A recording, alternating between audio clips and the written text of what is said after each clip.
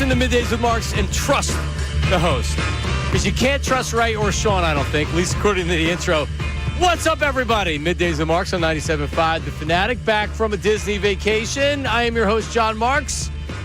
Along with, we say good morning to Ray Dunn. Raymond? Good morning, Johnny. How are you? It's always good when you're on vacation and you don't receive one message, one email complaining about the host. It's good and bad, because when you get it, like sometimes the other host is really good and that's why they're complaining. That's a good thing.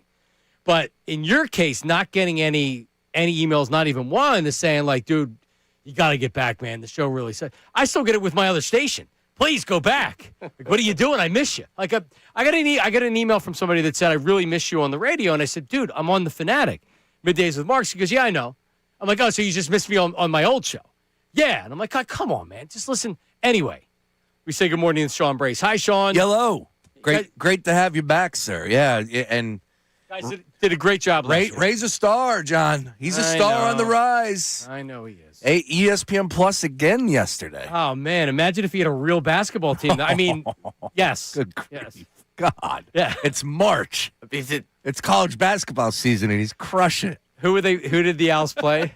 Played Rice. Who'd they lose to, you mean? That powerhouse. They lost to Rice at home. Yes. Well, I'm sure hundreds of people saw it. It's good to have you back, Johnny. It doesn't make me happy when I see the highlight. When I know you're doing a game, I go on ESPN.com because you can watch the highlights of the game. So I want to hear if I can catch anything. And normally you can't. There's nothing clean that you can use from the play-by-play. But I'll still do it. And it'll be like, wow, was this open to the public, this game? It doesn't seem like anybody's there. Anyway, there was a lot to talk about last week. There was a lot to talk about today. Just a little tease. Not the highlight of my Disney vacation was a ride in an ambulance to an ER. And I'll just tease that for later on. That's a hell of a vacation right there. And by the way, 11 o'clock, we'll talk Knockout. Knockout was announced this morning. We have a pair of Sixers tickets and one spot in the Knockout tournament. 11 o'clock, we'll tell you how we're doing that this afternoon or this morning, okay? There we go. All right, how about those 76ers, Sean Bryce? Let's go. Where are we right now? Are they an Eastern Championship Conference contender, yes or no? Well, they lost last night. So in the the way that we have structured this, when they win, especially against teams like the Miami Heat, especially against teams like, who was the Houston Rockets that one time. So impressive wins. Yeah, impressive wins. I get a little bit above my skis, over my skis. Last night, back to reality, and that is this roster is a disaster. Joel Embiid is out for another 2 more games, and then they're going to test him. Oh, by the way, another fun injury to add to his resume of course, injuries that are just out of nowhere. An oblique goes up to make a nice defensive stop and then catches a knee to the ribs. Last night was ugly. It was ugly. Even though they were there and, it's just I'm watching that game. I felt like I wanted VJ to smack me in the face with his size 12.5. Like, that's what I wanted. But here we are again, and we'll find out what's going on with Joel Embiid. 2 more games without him. Winnable game against Utah Jazz on Wednesday. Tuesday against the Spurs, not so much. And then we'll see what happens with the big man's health. Yeah, it seems like the team went from being beginning of the season, hey, we can win without Joel. Now they don't think they can win without Joel. Out of everything I've gotten wrong, that one I did get a little ahead of myself. Everything else I'm having fun with the contender, whatever. There was one moment that I looked at this roster led by Maxey, VJ, Kelly Oubre. Paul George is the wild card because he hasn't been playing. Maybe I got a little ahead of myself by saying they can win without Joel Embiid. That was wrong. That was dead wrong. Bad call by me. However, Paul George is the wild card. And he won't be back until 10 games left in the regular season. I think that's, another 13, 12 more games? Knockout night. His return? Awesome, man. His knockout night? We boo him or cheer him, Ray? Whoa. We're banking that show sheet. We just announced knockout today. That's hysterical. What will our official decision? Booing him because he used drugs and tested positive, or cheering him because we're a softer, gentler fan base? And oh, by the way, he's under contract in the future. We need to see him he's improve. A bargain. Yeah, he's a bargain on that max salary. I don't think I would say a bargain. On that max salary. Yeah, definitely. Air quotes, but mental health too, right? Like, we got to err on the side of caution. Yeah, I'd like some details on what the mental health is. considering he tested positive for street drugs. Yeah, we're Right? we're Listen, I'm open to it. I'm not telling you that it couldn't be. Anyway, so, yeah, they lose. It wasn't a close game. The Celtics are one of the best teams certainly in the East, even without Jason Tatum. 40th win last night. Man, Jaylen Brown's legit MVP candidate. They have guys that step up. They have guys that fit roles. They can shoot, all of that stuff. And the Sixers aren't there without Joel Embiid. The only way this team has a fighting chance to even win a playoff series is if Joel Embiid comes back and he's healthy enough to get through a series. The problem with having Joel Embiid, and we can only say this every year, I can only say this before every season, what you have with Joel Embiid is what you have. An extremely talented player that plays at an MVP level that can almost drag this team to wins during the regular season, but he's never going to be healthy enough to where it's really going to matter. And it sucks because the talent is there, but this season is exactly what the Sixers are. Without Embiid, they're not good. With Embiid, they're good, but they're not great. And without guys stepping up around them, here's my question this morning, because they lose last night. They're still going to be, hopefully, the 6th seed. I think with Embiid, he's only going to miss a couple games here. He'll probably miss more games after that. But I don't think Daryl Morey is going to be back. Because even if they make the playoffs, let's say they even win a round. Yep. Bob Myers was hired. He leaves Golden State Warriors. He built the franchise, the run that they went on, the championships and everything else. And he was with ESPN. Now he gets hired as an overseer of everything within all of Josh Harris's properties. But there's no way that he wasn't hired with an eye towards the 76ers. And I'm sure Daryl Morey felt the same way. And based on the moves, based on this roster construction, based on just like this is another head coach and is Nick Nurse the head coach, man, it doesn't look good. It feels like to me that it's a time for a change at who's constructing this roster and really what you're going to do going forward. Does that mean you're bringing back Joel Embiid and you're hoping you can manage him through the season, or you're looking to move on from Joel Embiid?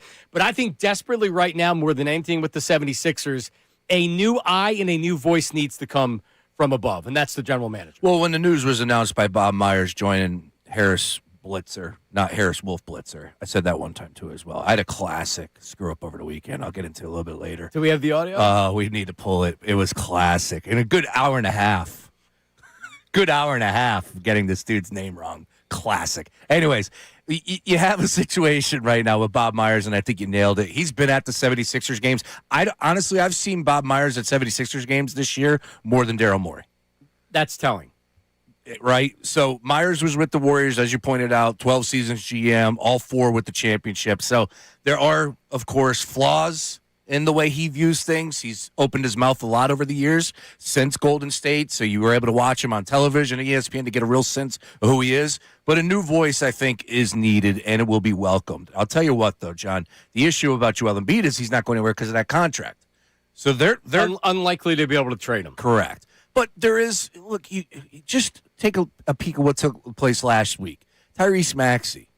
He's now the franchise holder of 3-pointers made. He is a guy that joined, I've said this 100 times over the weekend to friends, and I said it on air on my show when he hopped on Unfiltered on Friday. Maxey said he wanted to play all 82 games. Like, that is the type of leadership that this franchise needs right now. Of course, he's not going to be able to do it because he missed 2 because of the flu, but still, that's something that's fresh, and he backs it up with his play. VJ is the real deal. So you have some really good parts right now. 2 out of the 5 positions are filled for years to come. Yep. Get the right guy in here.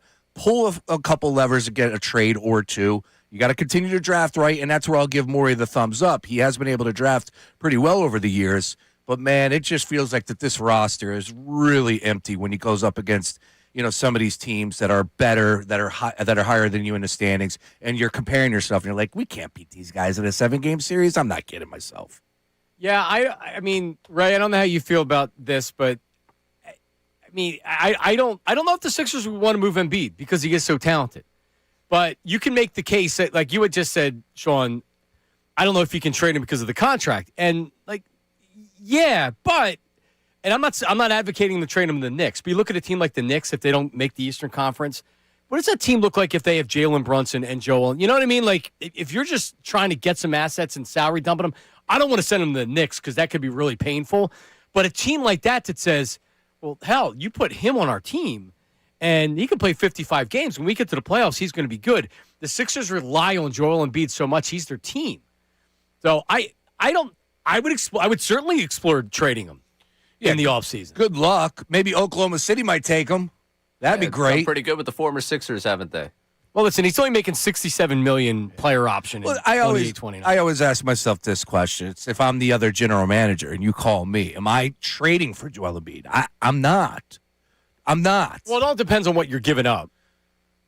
To take on that contract, I want no part of it. He can't stay healthy.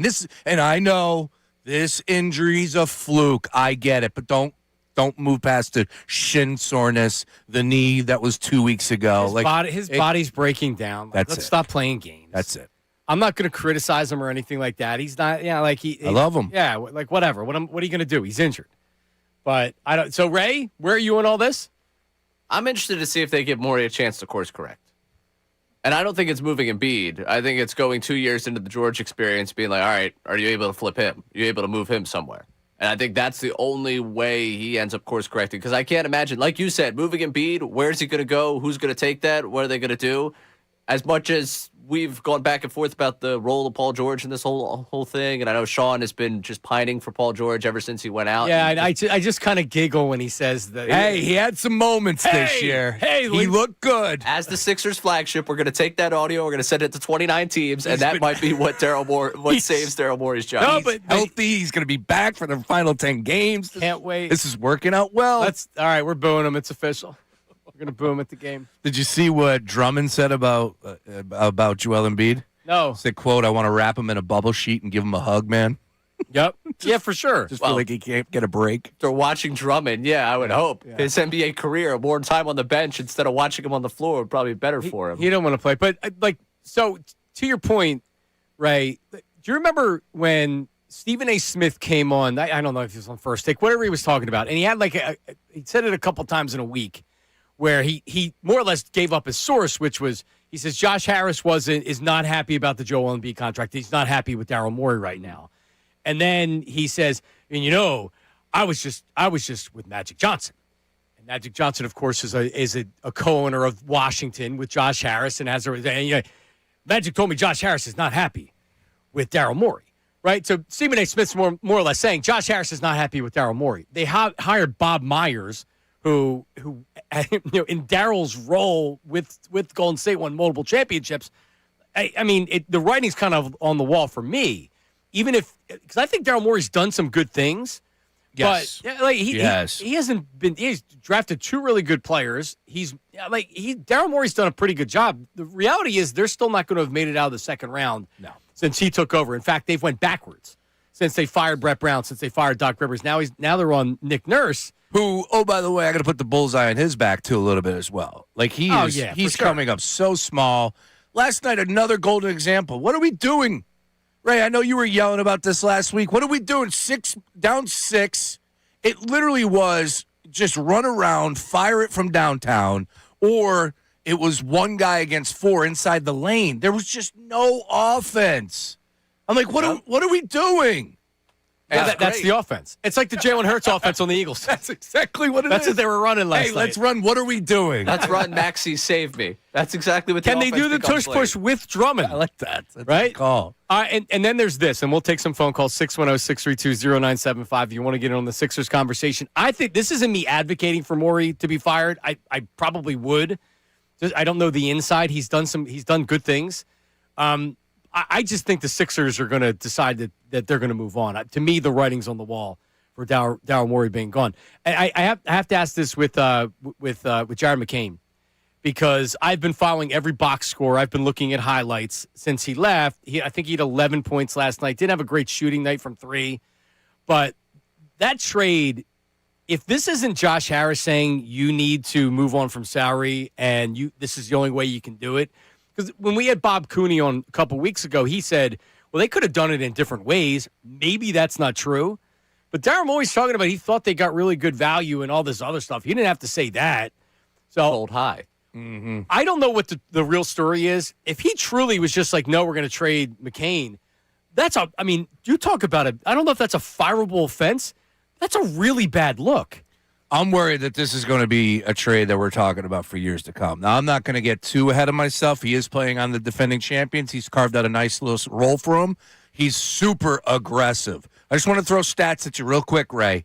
First of all, last night, boys, Maxey and Edgecombe both played 40-plus minutes. That's number one, right then and there. You think that Jared McCain couldn't help with that? I think so. And I know, by the way, just so you know, as you've been following his box score, last 6 games since he's been there, I think they're 5-1. Again, Oklahoma City, so put that to the side. He's averaging 13.5 points per game. He's 49.2 from field goal from twos. Threes 42.9. He's averaging 20-plus minutes per game. Like, this is somebody that you could have absolutely used, and you claim you sold high. Yeah, I got high all right. It's the deepest roster in basketball, and he's carved out a bigger role than he had here in Philadelphia. Forget Daryl Morey. Nick Nurse as well on this. How did you not see this? How could you not find a role for this? And then, to Daryl Morey, how do you just sell him at the deadline and get nothing? Nothing. You know what? That too. To hell with the whole Sold high. Embiid and the rest of this team conversation. And, they sold high because they have a deep team. And We have a good club. I just can't believe that 2 weeks later, we're talking about how the team looks, all these things, because they sent us the signal. They told us they stink. They didn't need us to believe in them again. They said, you know what, we're not good enough. We're selling off, and we're not going to get anything back. He did not get anything done at the deadline. Campaign. He didn't make him better. He took away a player. And like you had That's said, all we got. Nick Nurse really wasn't playing him. But then, of course, they trade him when he actually starts playing and he finds his role with the team. And he's having success. Then they're like, oh, yeah, let's put him on the floor. And like you were watching the game last night, couldn't you have used an aggressive guard that wants to shoot in there last night? To, like you said, if Edgecombe plays 30 minutes, that's good. If he plays 40 minutes, that's where he starts to lose it. And that's where you see the youth in his game. He doesn't need that. It's perfect for him. Maxey, take a little bit of a break, feed McCain the ball. It opens up some stuff for Maxey as well because he's a shooter. Edgecombe's not a great shooter. It's so stupid, and it's also a guy that doesn't make a lot of money that you could have under contract for 3 more years. Yeah. And to give up on him after he showed you what he did. First-round draft pick. First year, which, will be the Rockets, and we'll see where that ends up. But ultimately, By the way, 3rd in the West now. Yeah, pretty good team out there. I just look at, McCain, and there's a lot of people that need to shoulder some blame. And it starts, of course, with Morey making that move. But, man, Nick Nurse is right there behind him because he ultimately did not like him. I don't know what happened. I get it. He's not good on defense. That's understood. That's probably what it is. He's a hard out. Yeah, and he's got have his wings that can defend, and I get it. And I watched Oklahoma City on Friday, which was a great game against the Nuggets. I believe it was Friday night. Overtime. McCain was a +9 in the game. McCain balled out, but he also was getting attacked a little bit on the defensive side. And then you take him out. I mean, that's why he's a bench player. That's what you do. The minute they start getting exposed and it turns around, that's when you bring him out. You bring him in for a shot of energy.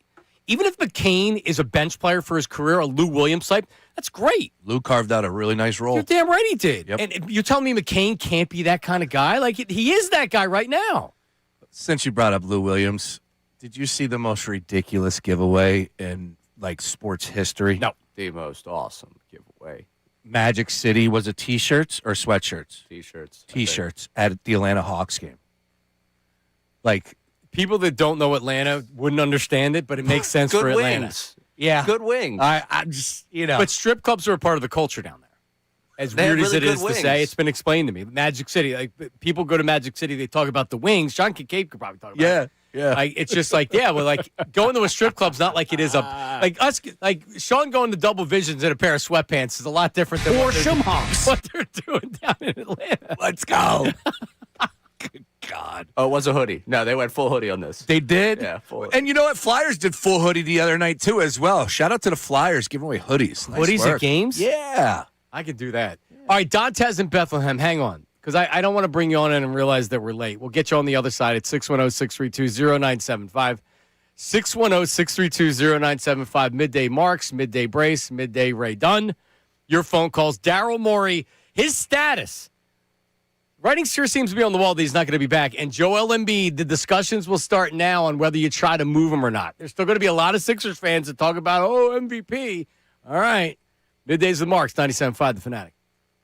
Now, on 97.5 The Fanatic Sports Update. Sixers struggle in Boston. I'm Ray Dunn with this Fanatic Sports Update, and it's brought to you by Morgenstern Medical. This month at Morgenstern Hair Restoration, they're including a free Almated treatment with your procedure. That's $1,000 value free. Call 610-831-HAIR or visit morgensternhair.com. Celtics beat the 76ers 114-98, outscored the 76ers 25-15 in the fourth quarter. Maxey had 33 points.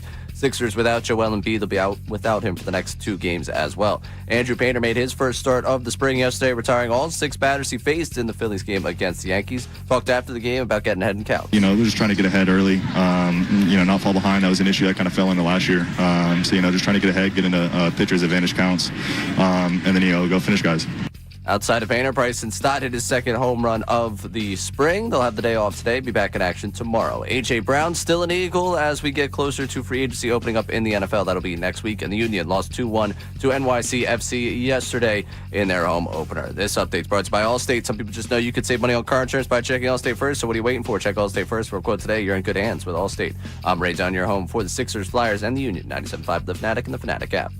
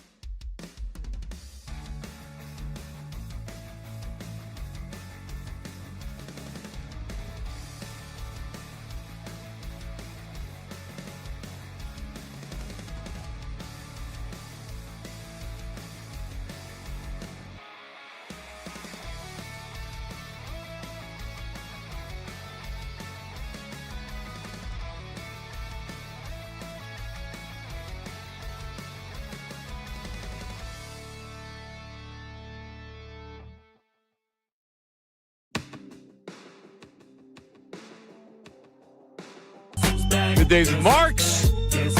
Midday Bryce. Midday Ray. I used to play the Welcome Back Cotter theme when Mike would come back from vacation. Do you know that, Ray? Took what, three in like 9 years? Yeah. Well, he would take a week every year. It was the summertime. Do you know the Welcome Back Cotter? I don't think so. Welcome Back. Well, it's a show from the 70s, but the song I think is independent of the show, and they just used it. But that's why it became famous. Yeah. Mr. Carter? Great show. Great show. They don't make them like that anymore. Oh, they sure don't.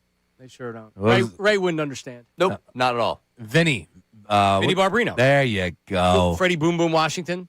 Arnold Horshack. Is Mr. Cotter still alive? He was a big poker Gabe player. Kaplan is still alive. All right, I don't like killing people on air. I do like killing. Believe it or not, I think everybody's dead. Let me make sure. I killed Bud Selig once. He's still alive. No, Just he's see that. not. Yes, he is. Bud Selig's alive? Bud Selig's still alive. I killed him like 2 years ago. I did. I thought he was dead. He is alive. What? I go. He looks like he's dead. Yeah, I go. I was shocked when I 91 found out. years old. I was He dying. was on Rich Eisen's show this past calendar year. Really? Yeah, Bud's still with us, still alive and kicking.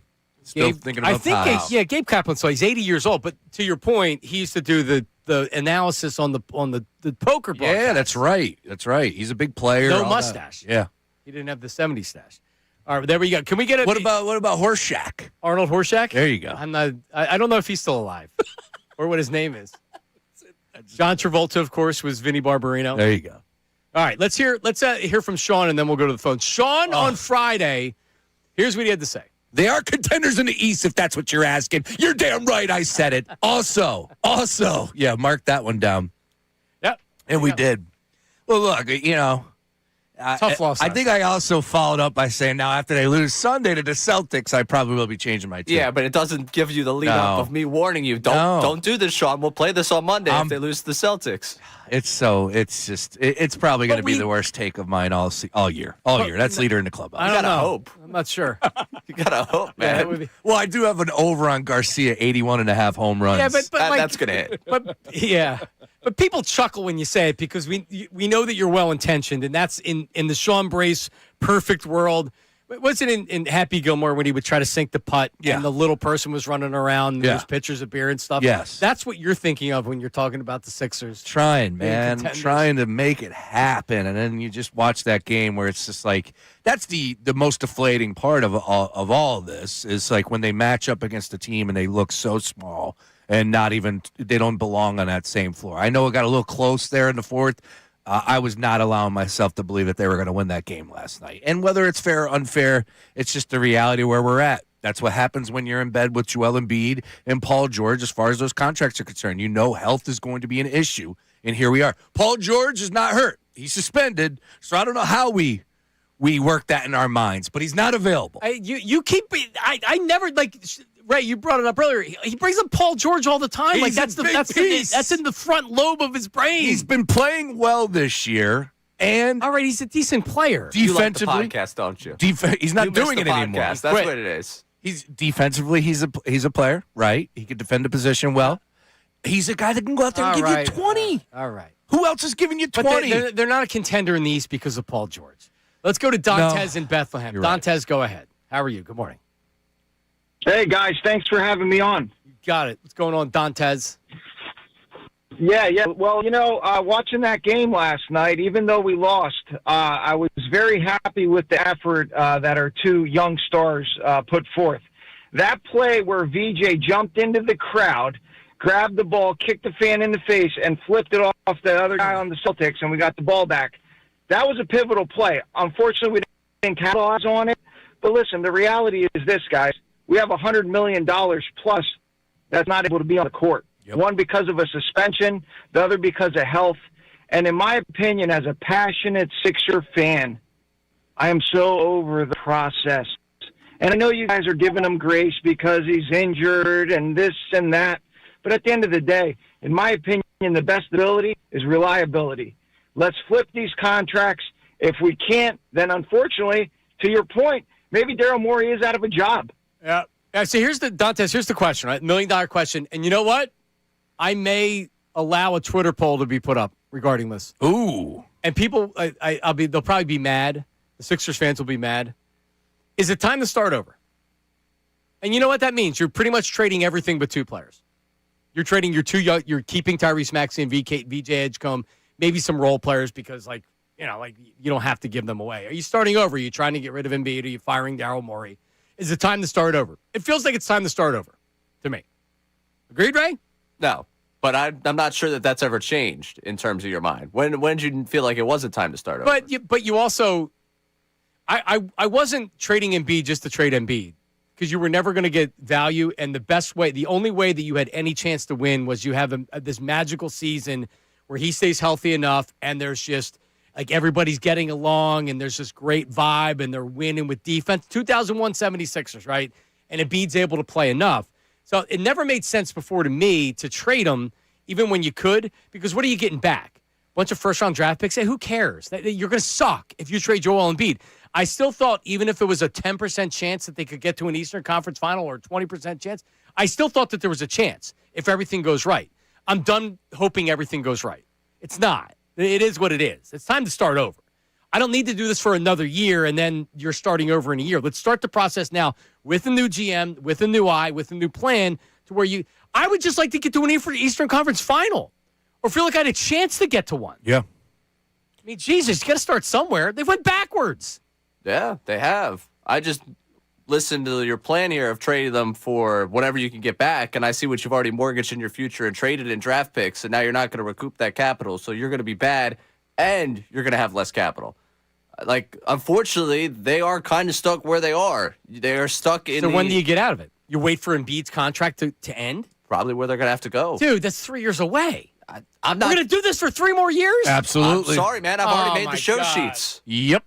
That's 100% what's going through my mind. 610-632-0975. Should they? They definitely should not. Will they's a different story. Should they? Hey, I think that they are looking at him, the prospect. Again, when he goes out there and he's healthy, he's great. He's playing at MVP-type level this year, right? Is it time to start over, yes or no? No, it's not. It's not because first of all, you have Maxey and VJ. Is it time to build around them? Yes. Okay, sure. You're years away. But you're years away. What did Sam Hinkie do? He had all this available cap space, and he was able to get draft picks because he took on bad contracts and things like that. You got to do that for 2 years. You got to get some draft picks. You got to have the cap space. It's got to be set up properly. Right now, they have a big roll of duct tape, and they've been doing their best. I'm not even telling you Daryl Morey that doing what he did was the wrong thing to do. It didn't work. So you can keep doing the same thing. I think you'd be nuts to come back with the same GM and even a different GM and just trying to fix it or tinker with it a little bit. Move Paul George. But the centerpiece can't be Joel Embiid anymore.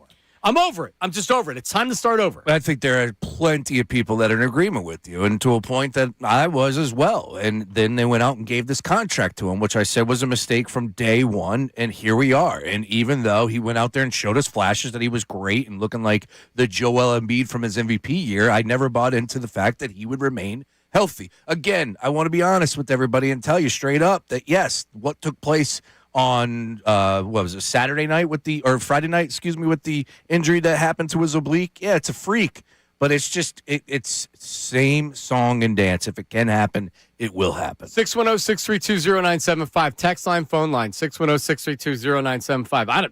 I don't. To me, this is the perfect opportunity. Morey feels like he's burned out. They have an in-house replacement that can oversee and really have a different plan. What's the plan right now? More duct tape on Embiid, cross your fingers, and then maybe you try to move on from Paul George. Maybe ultimately that's what you're doing. I just to me, Joshua Harris can't be happy about this Joel Embiid contract. And they're spending a lot of money, man. 76ers spend a lot of money. And what are you getting for it? Just to a point. Well, yeah, and this is the first time that there's been financial stuff. I just want to push back. I think Josh Harris is all right with this contract, to be honest with you, because it's something else that they're talking about other than Josh Harris. But that's just one man's take. That's all I'm saying. Yeah, there's been some more reporting on those files. Oh, yeah, man. There's a lot of stuff that's out there these days. Who knows what's real and what's not. But ultimately, yes, keeping it to the side of basketball with JoJo, it does stink because when this guy is healthy, you could see the vision, you can buy into it, and you got idiots like myself going, they're contenders. They're contenders. But they look like contenders when you say it. Yep. They do. Yep. And that's the reason why you didn't move on from him. I just think at this point, if you can, we're going to do this again next year. Because guess what? I don't like. Do you know how painful this isn't? The first year, second year. How long have we been doing this for? It's year 12, right? Oh my God, man! Yeah, like Jesus. And we did it right from the jump with him. He didn't play the first 2 years. 610-632-0975. I love Joe. I love him. All right, 11 o'clock, we have our knockout tickets. It was announced earlier today. We'll give you the details in case you miss it. So we have 2 tickets to the Sixers game, and then we have 1 spot in knockout for our show for today. All right? So at 11 o'clock, we tell you how we do it today. So stay tuned for that. But coming up next, a lot of storylines from spring training. But how about Gene Segura making an appearance on a podcast? Gene. And the story he told about Bryce Harper. That's coming up next. Middays with Marks, 97.5 The Fanatic.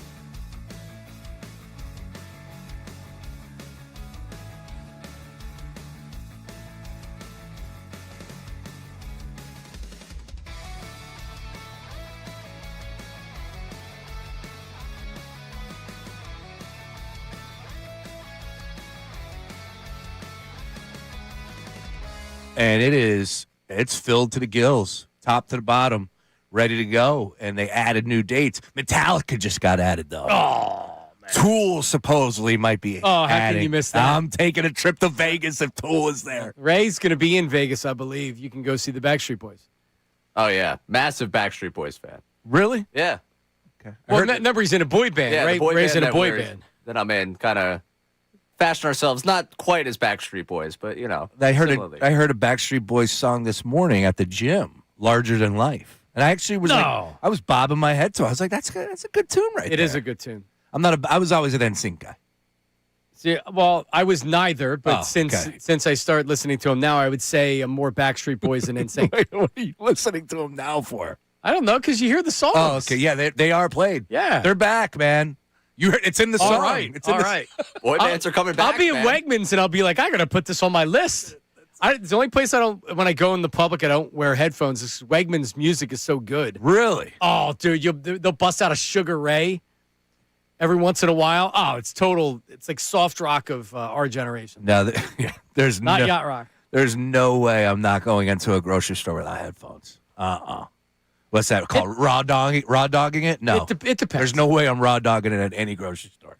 Wait, you only go in with headphones? Always. Always. Yeah, like if I'm grocery store shopping, that's when it's mandatory headphones. Who are you afraid of? I'm not afraid of anybody, but I just think it's a good time to listen. I listened man. to the show, right? Remember? And Bryce, what breaking news happened? Oh, Bo Bichette. Bo Bichette. That's right. Oh. Yeah, it wasn't Bryce Harper. Darn. So I listened to the show. I listened to podcast. I listened to music. Yeah, it's a good time. For the most part, you don't know what the experience is like, right? Because you go and grab a pack of cigs at the corner store. Box of donuts. Right, and he's out. Whoa. I Don't got come after serious the shopping diet. to do. You can come after my smoking habit all you want. Don't come after my diet. All right.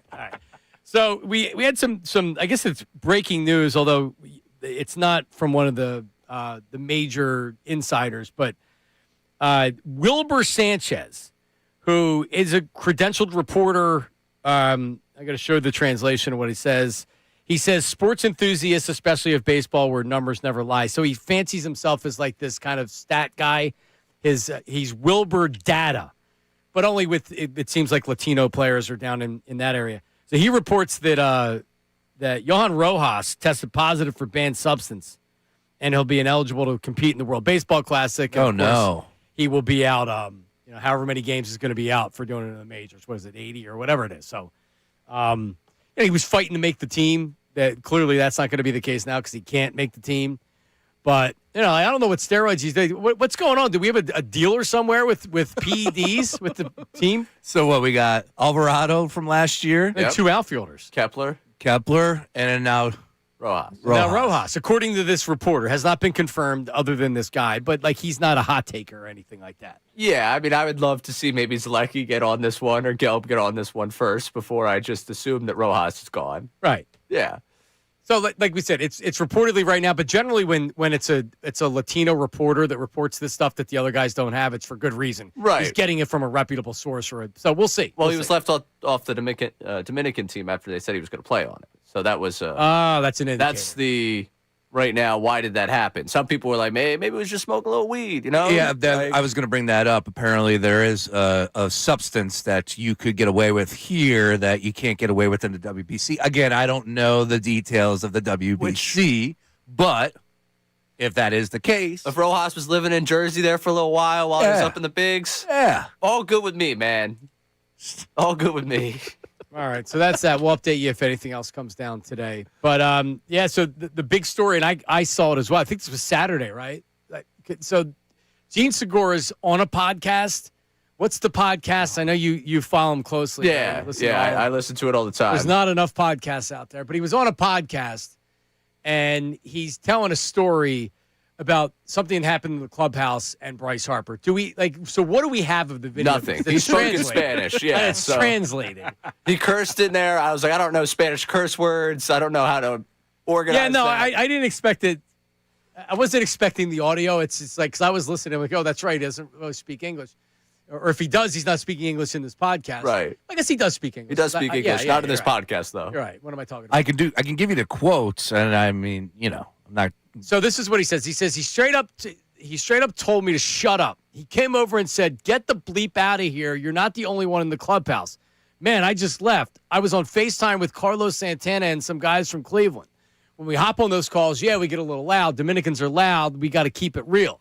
But he hit me with that line, "The clubhouse isn't just yours." I grabbed my phone and my little speaker, walked out, and finished the conversation outside. What else am I supposed to do?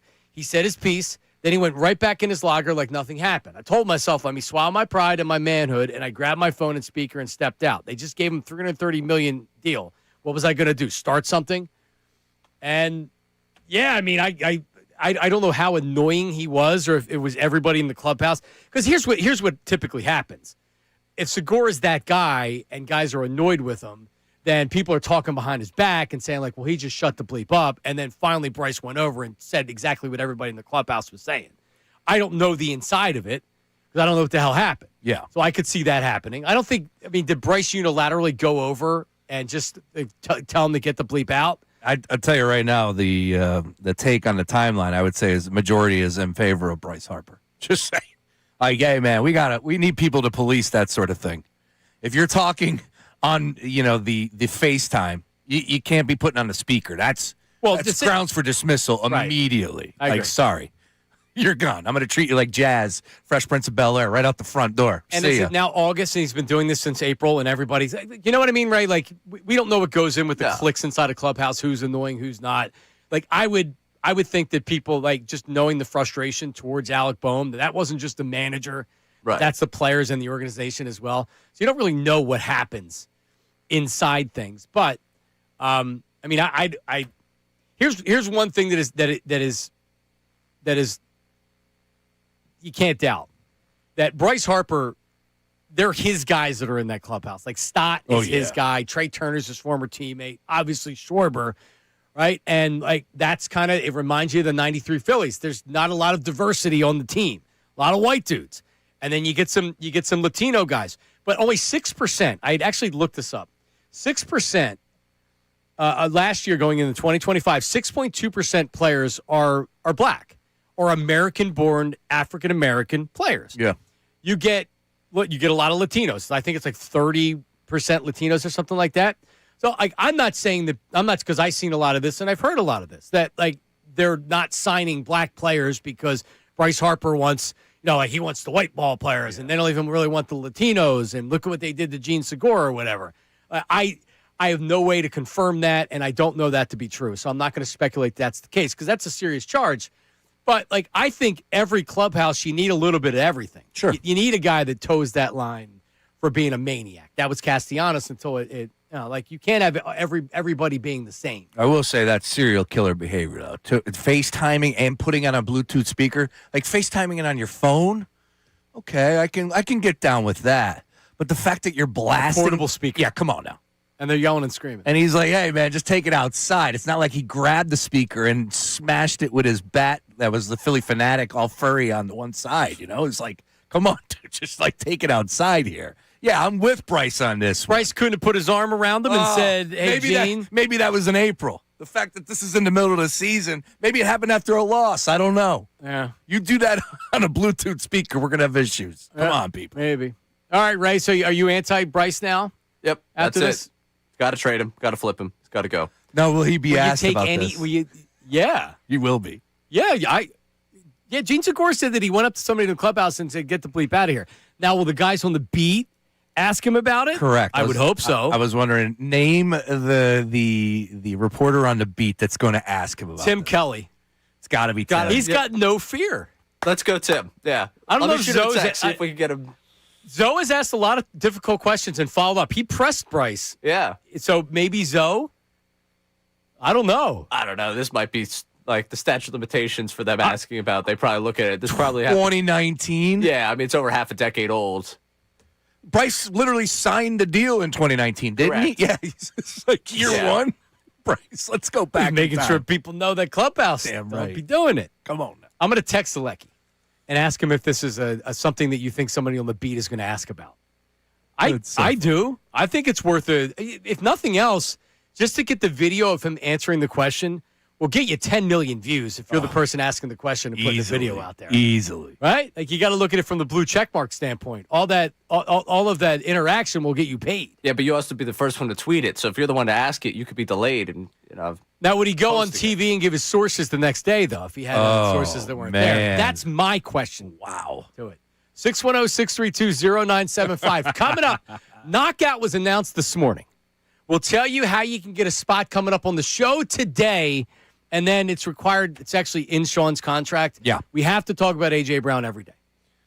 So we'll do it. They're doing it on TV. Of course they are. I just saw it. Same thing. A.J. Brown, how do you win the knockout tournaments? We're going to tell you coming up next. Middays with Marks.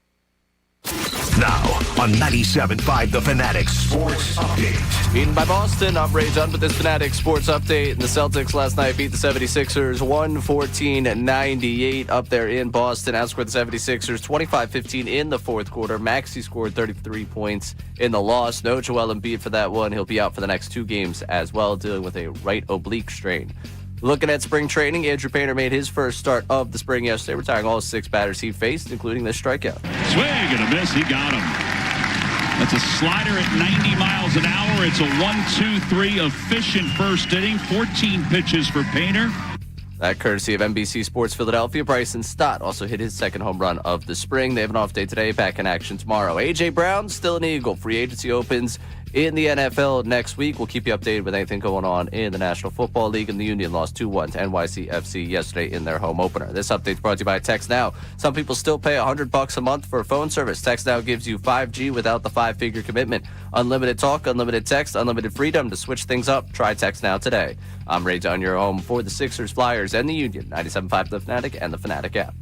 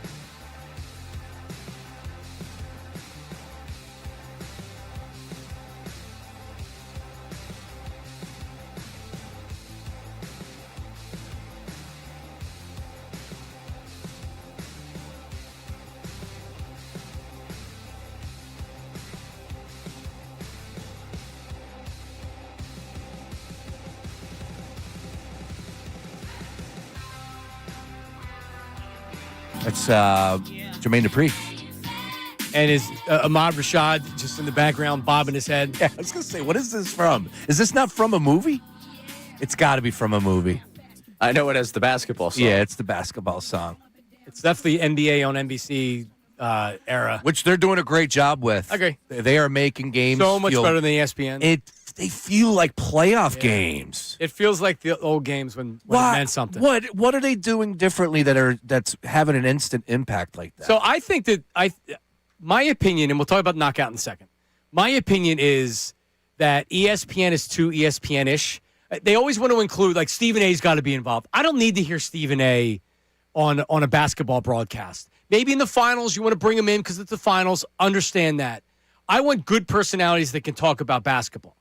And that's not the setup. That's not what they're trying to do because they don't know how to do that. Everything's the hot take show. So even though it's not the hot take show, you're getting guys on there that do the hot take shows, so they forget how to actually give you analysis. NBC doesn't do that. They're bringing on guys that are talking about basketball. And I agree with you. The play-by-play is better. It feels like it's a better broadcast. Yeah, the play-by-play is better. Tarico leading the charge there. Iron Eagle Eagle's pretty good. Does he have a wig?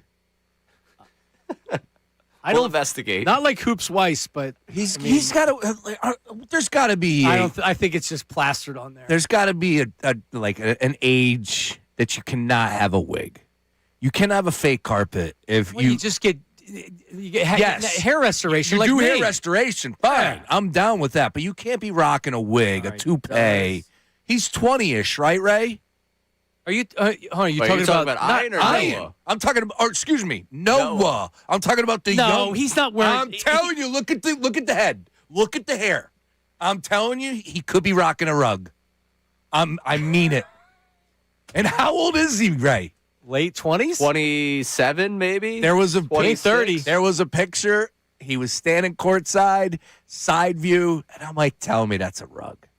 Come on, dude. I think it's just a really well taken care of hair. Yeah, dude, he came out of the womb as a play-by-play announcer. You look at Ian, he looks like a little Ian. Oh, he's 29 now. He's basically washed. Yeah, Ian Eagle has a wild story, too. His dad was like this comedian that did this act and very... like the super duper intelligent and everything else. I couldn't even wipe my butt when I was 25. Yeah, look. Play-by-play for a team. We played catch in the backyard with our dad. They literally were doing like reps on microphones. Like 5 breakfast table.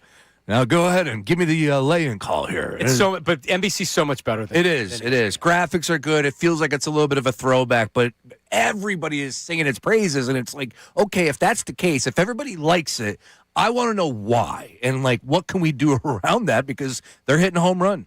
All right, well there you go. Slam dunk since it's basketball. Tarico, by the way, this is our weekly. If we have to do an AJ Brown segment every day, every week we have to do a Tarico's having the year of all broadcasters. He's best in the game. He really is. He is best in the game. No, and he's great at everything. Yeah, no, it's kind of annoying, honestly. You watched last night, I'm like, man, Tarico's just best in the game. Anytime you see praise on the timeline, I just look for how many down until they start talking about being a serial sexual harasser. Oh man, it's not normally more than 3. Yeah, thanks to the ESPN book many years ago. That allegedly. Yeah, that encyclopedia. Allegedly, even though he was suspended allegedly. And that. All right, so we announced it this morning. Andrew announced it this morning. Knockout coming to the Xfinity Mobile Arena, 97.5 The Fanatics yearly knockout tournament. So every day leading up to the March 25th game against the Bulls, we're going to have a pair of tickets. And not only a pair of tickets, Ray Dunn, a spot in the tournament. All right, but here's the thing, right? Well, how'd they give it away this morning, the spot in the tournament? Were they just they drew straws or something? They were guessing instrumentals, I believe they had you do it, including that basketball one. Oh, that's awesome. Through every return. Yeah. Oh, that's awesome. All right. I love that. So we're going to, we may do it on a text line at a designated time when we give you a keyword at some point, but we want to make this very clear that whoever wins the knockout tournament will come from the Middays with Mark show. Whether it's me, Sean, Ray, or one of our qualifiers, one of our listeners that call it that however we get it, they get it. So instead of doing the text line, because I don't know if anybody's good at basketball on the text line, we're going to recruit today, Sean Bryce. I like that. We are looking for, if you could, even if you're 7 foot, that'd be great, but we're looking for the best basketball player out there that's going to win the pair of tickets and then be our qualifier because we're looking for a winner. It's probably not going to be me. Ray sneaky with his athletic ability. It's not going to be Ray, and and I don't think it's going to be Sean. But that doesn't mean it shouldn't come from our team. All right? So we're looking for and we can just take applications over the phone at 610-632-0975. We'll kind of pop them in whenever people call or during the show, 610-632-0975, and just tell us why you should be the winner today and why you're going to win the knockout tournament. I will tell you. I want winners. Yeah, we want winners. And if you come and call up and you say, I'm 6'9", I think if you give us your height first, that might sway us as well. Because I'm thinking of a way we get Todd McCullough back out here. Like, we need to get Todd back in the mix. Ringer. Oh, my goodness. What a monster. But also, if you're like Mutombo and you're 7'2", I don't know if I want you on my team because, he can get the rebound, but he's not making the foul shot.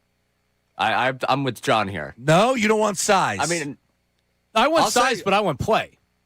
for this tournament, I don't think size matters, man. I think it's all about the stroke. How about that? Yep. All right. you got to have a wet jumper, is what you're saying. That's what I'm saying. Okay, Yeah, got got to it. have a little something to it. Yeah, gotcha. All right, 610-632-0975. And if you can't call and you want to tweet us, Ray, I guess we can have our Twitter open, Yes. 975 Middays. Send your Huddle account to our Twitter. Right. I want to see how good you were at basketball in high school. Or What the they- hell's a huddle account? You know what a Huddle account is? No. Your Huddle highlights? It's for high school kids that Oh. it's almost like their online resume. Nice. I would have thought that you would also be getting the influx of definitely real high school athletes on Twitter that are following you, looking for. No, I'm not getting those. What? I want to see them. I'm going to a lot more high school basketball games these days. I did. You did. Were you I at the Coatesville game? I wanted to go to it. Unfortunately, my boy Beef was there. That kid, Bobby Colton Bachman was there. Yeah, Hiller's no joke, but credit to PW, they shut him down. I think they held Coatesville to 10 points in the whole second half. That kid's Right. a stud, John. He's a sophomore. Sure is. Colton Hiller. He is so smooth and big. It's incredible. All right. So, again, online applications at 975 Middays, and you're probably still going to have to call anyway. But 610-632-0975 will start taking your application on the air. If you want to represent the show, this is about the show. I got to get T-shirts and stuff made. Yeah. But this is about the show. We're taking it. Because Ricky Bo's going to get eliminated by Ray, no doubt about it. Who the hell is Ray Dunn? And Colarulo, I don't even know if he's going to play. He may not even play in the game. He's probably so scared. What's going on there? Yeah. I don't know. Yeah, We'll this see. is Ultimate cop-out. All right. Ultimate cop-out stuff here. All right. 610-632-0975.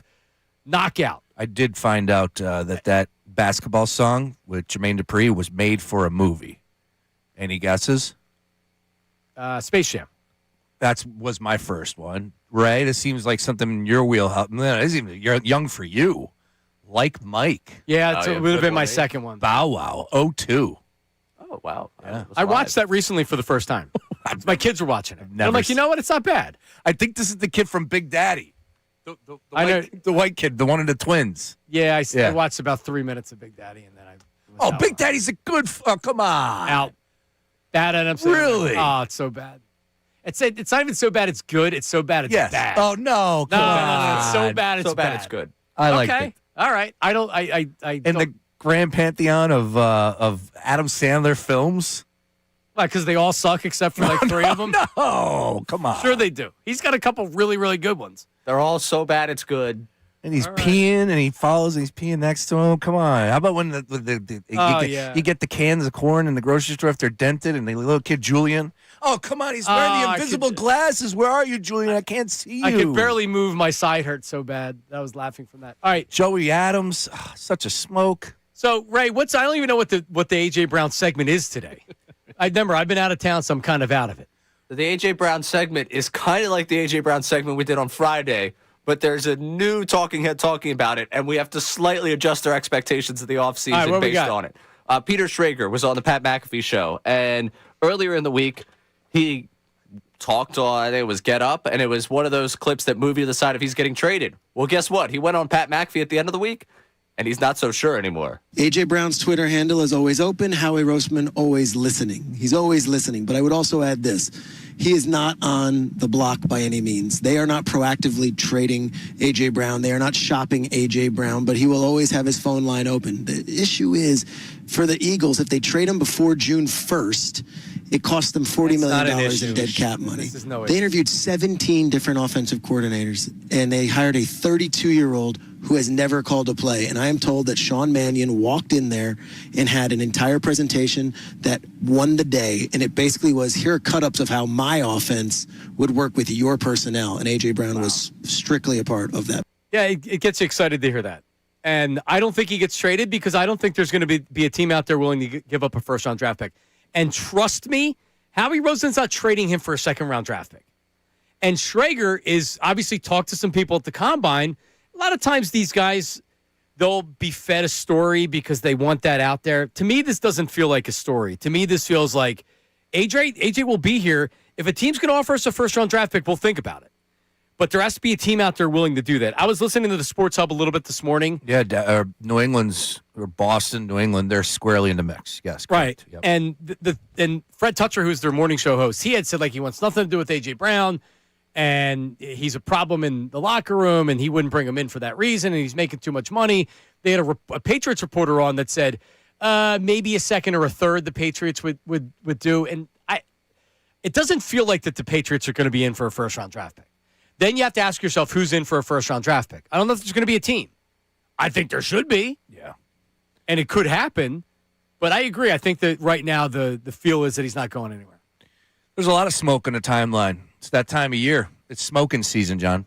And with AJ, we'll see what happens there. Of course, you got the report from your girl, Diana Rossini, who said that Sexton, his agent, is out there actively shopping him, doing his job as an agent, right? If we believe that he was asking to be traded last year during the season, then why would that not? Would that stop? So here we are. I have no issues there. It's a business at the end of the day. Max Crosby is starting to catch a lot of smoke too, as well. Albert Breer came out and said that the Eagles are one of the three teams. He listed the Cowboys, Eagles, and forgive me, there was a third team as well. It's slipping me right now. But putting that to the side, maybe those connect. Like, that's where I can allow myself to fantasize, allow myself to look at this team and say, if I lose A.J. Brown, that's going to sting. This guy is so good.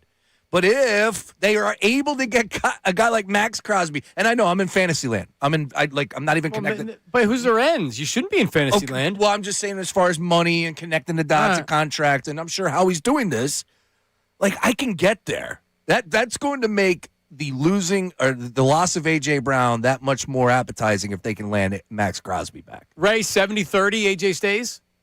Oh, no. I'm still much closer to the 50-50. Really? 40. Yeah.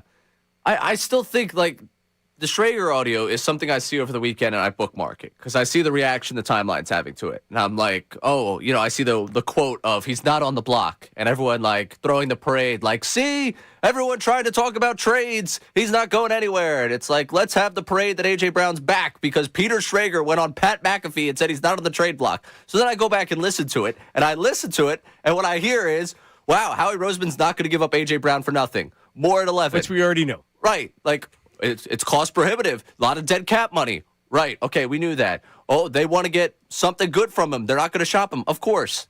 Howie Roseman's not going around the combine like, I would like to hand you one A.J. Brown. What do you have for me? No, he's saying. That's what teams want him to do. Right. He's saying, what can you offer me? Bring me something good and maybe we'll talk. Yep. That's where they're at. They're posturing. You know what he can do? Wait until the summer because you know what he has that no one else has? A.J. Brown. Yep. Howie gets the word out through Schrager that they're always taking phone calls. And of course they are. The NFL already knows that, right? They already know that. Howie's just regurgitating what everybody else already knows to Schrager. I'm like, I don't know how disconnected I must be from reality when I saw on Friday everyone like, hey, A.J. Brown's here to stay. I'm like, no. I think it's the same story we had last week, which is why it's our obligatory A.J. Brown segment. Sean, if we only had a podcast appearance where they could ask questions to A.J. Brown, we might know a little bit more. Right. But he hasn't been on a podcast. Nope, he hasn't. It's a shame. Just A.J. Brown's Twitter handle is always open. Howie Roseman, if he had one, would be always listening. That's kind of a good one. It was a bar, right? I'll give him kind of a bar. You got to kind of give Schrager a point on that one. Is Schrager losing a little bit because he's becoming too ESPN? A little bit? That's fair. A little bit? That's what happens. I think he sticks out on ESPN programming because he's dropping lines like that. It's like, that's not what you hear on. No, I still think he's good. Oh, he's good. Yeah. I still think he's good, but I mean, like you said, Yeah, that you're going to do the ESPN thing. The longer you work at ESPN, it just becomes what you do. Since we're talking about ESPN, Jeremy Fowler also reported. Now, we love Fowler. Are we more Fowler than Schrager? Where are we at as a show here? I don't know. Fowler's come on. Yeah. And Schrager has told us no. He responds back, though. Politely and very rapidly. He didn't leave me questioning, didn't have me scheduling the show with him, maybe being a part of it. So I He's too big a appreciate star. that. Fowler reported yesterday that that there's still plenty of buzz around A.J. Brown. It's not dissipating, and, quote, multiple league executives have maintained that Philly will entertain moving him, close quote. So Jeremy Fowler is still pushing that button. Everybody knows he's available for the right price. He's gone. Everybody. So you think he's gone? Yeah. Give me the percentage. I'm 30-70. That's 100, right? 30-70 the other way.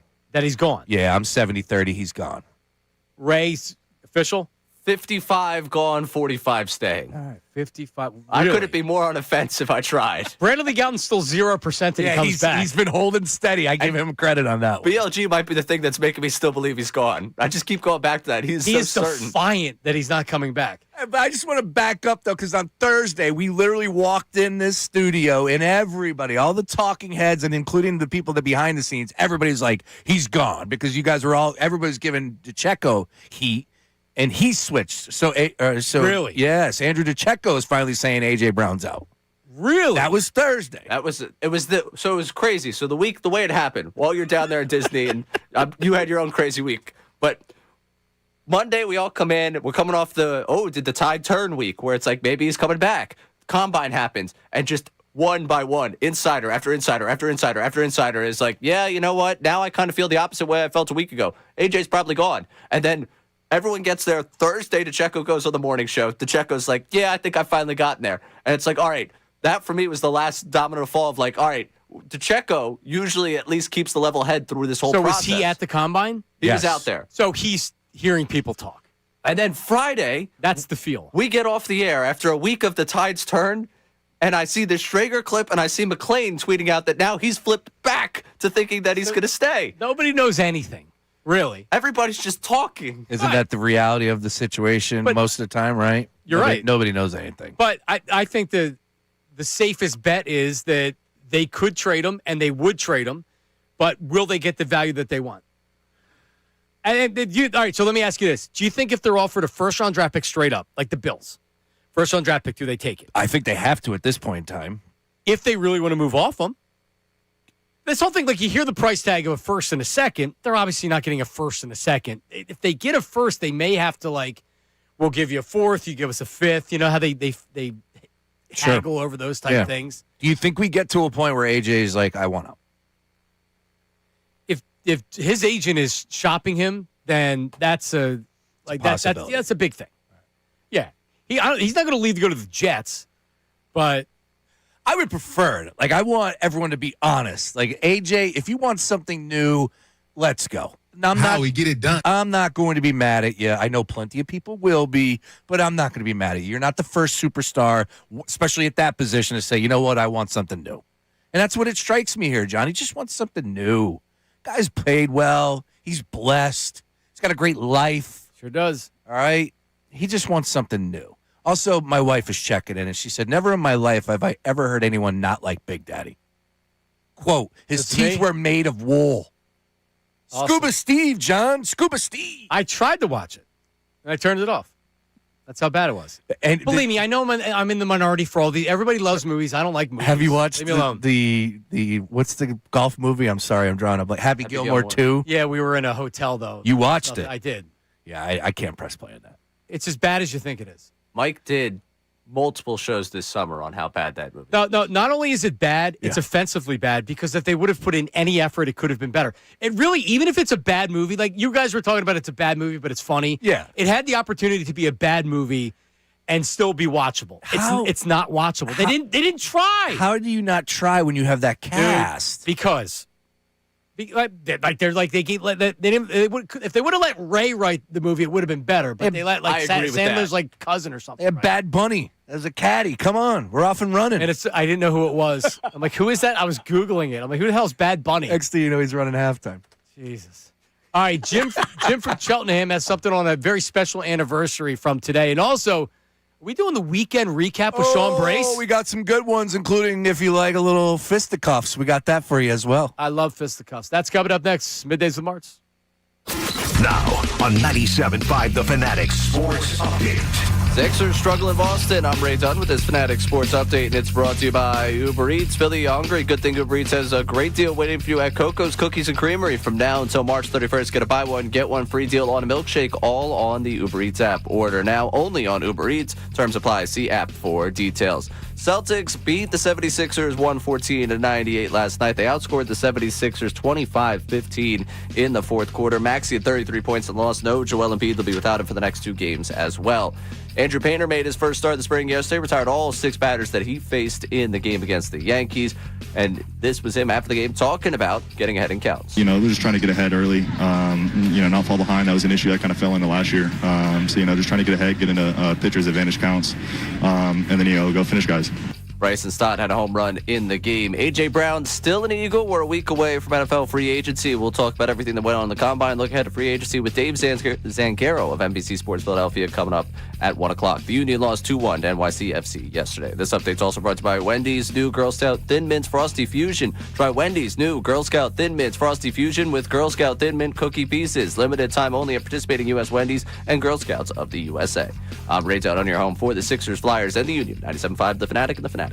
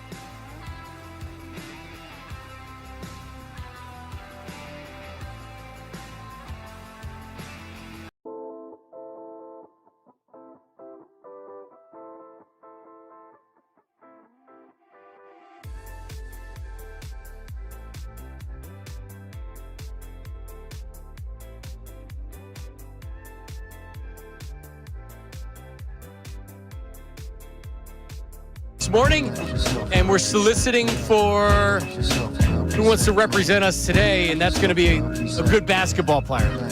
You can be 5'4" if you can score, you can score. Yeah, sure. You don't have to be 7 foot. So if you're just good at basketball, later on we'll get our personality. We'll get our you don't have to be great at basketball. We'll do different categories to get people on our team, but you're going to represent us. So if you win, when you win, we don't want afternoons or mornings. We don't want the guys that they qualify. No. To win.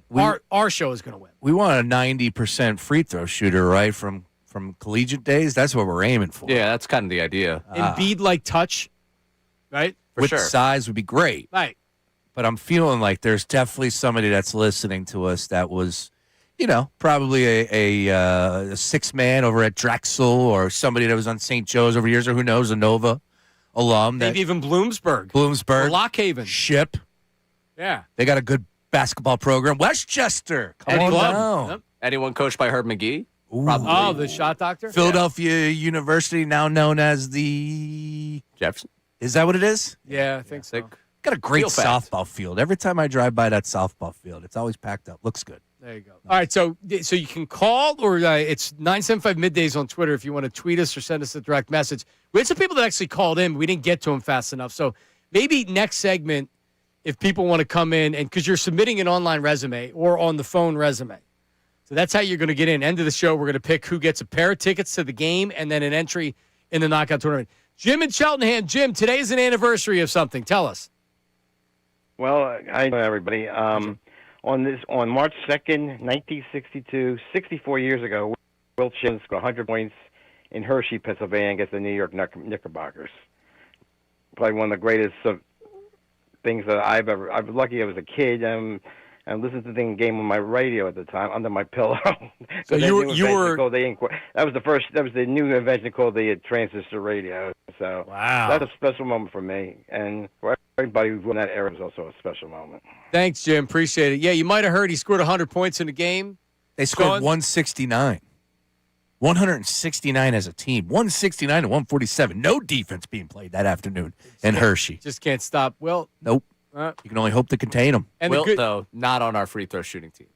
No. For all that he was great at. Low percentage. Not on our free throw shooting team. Should we have somebody that's required to do an underhand free throw? Ooh, I like that. Dylan McKinnon's got that one covered. Does he? Yeah. Does he do that? Yeah. Oh, we can't take that. Yeah. No. All right. I don't know who he represents technically, because traditionally he's worked more with afternoon show, but he's covering the entire digital footprint of this station now. Okay. All right. No, he would be station. He's not the station people are the station people. So they also have to get on the same page and do something as well. They should be because afternoons they're not winning anything. That's clear.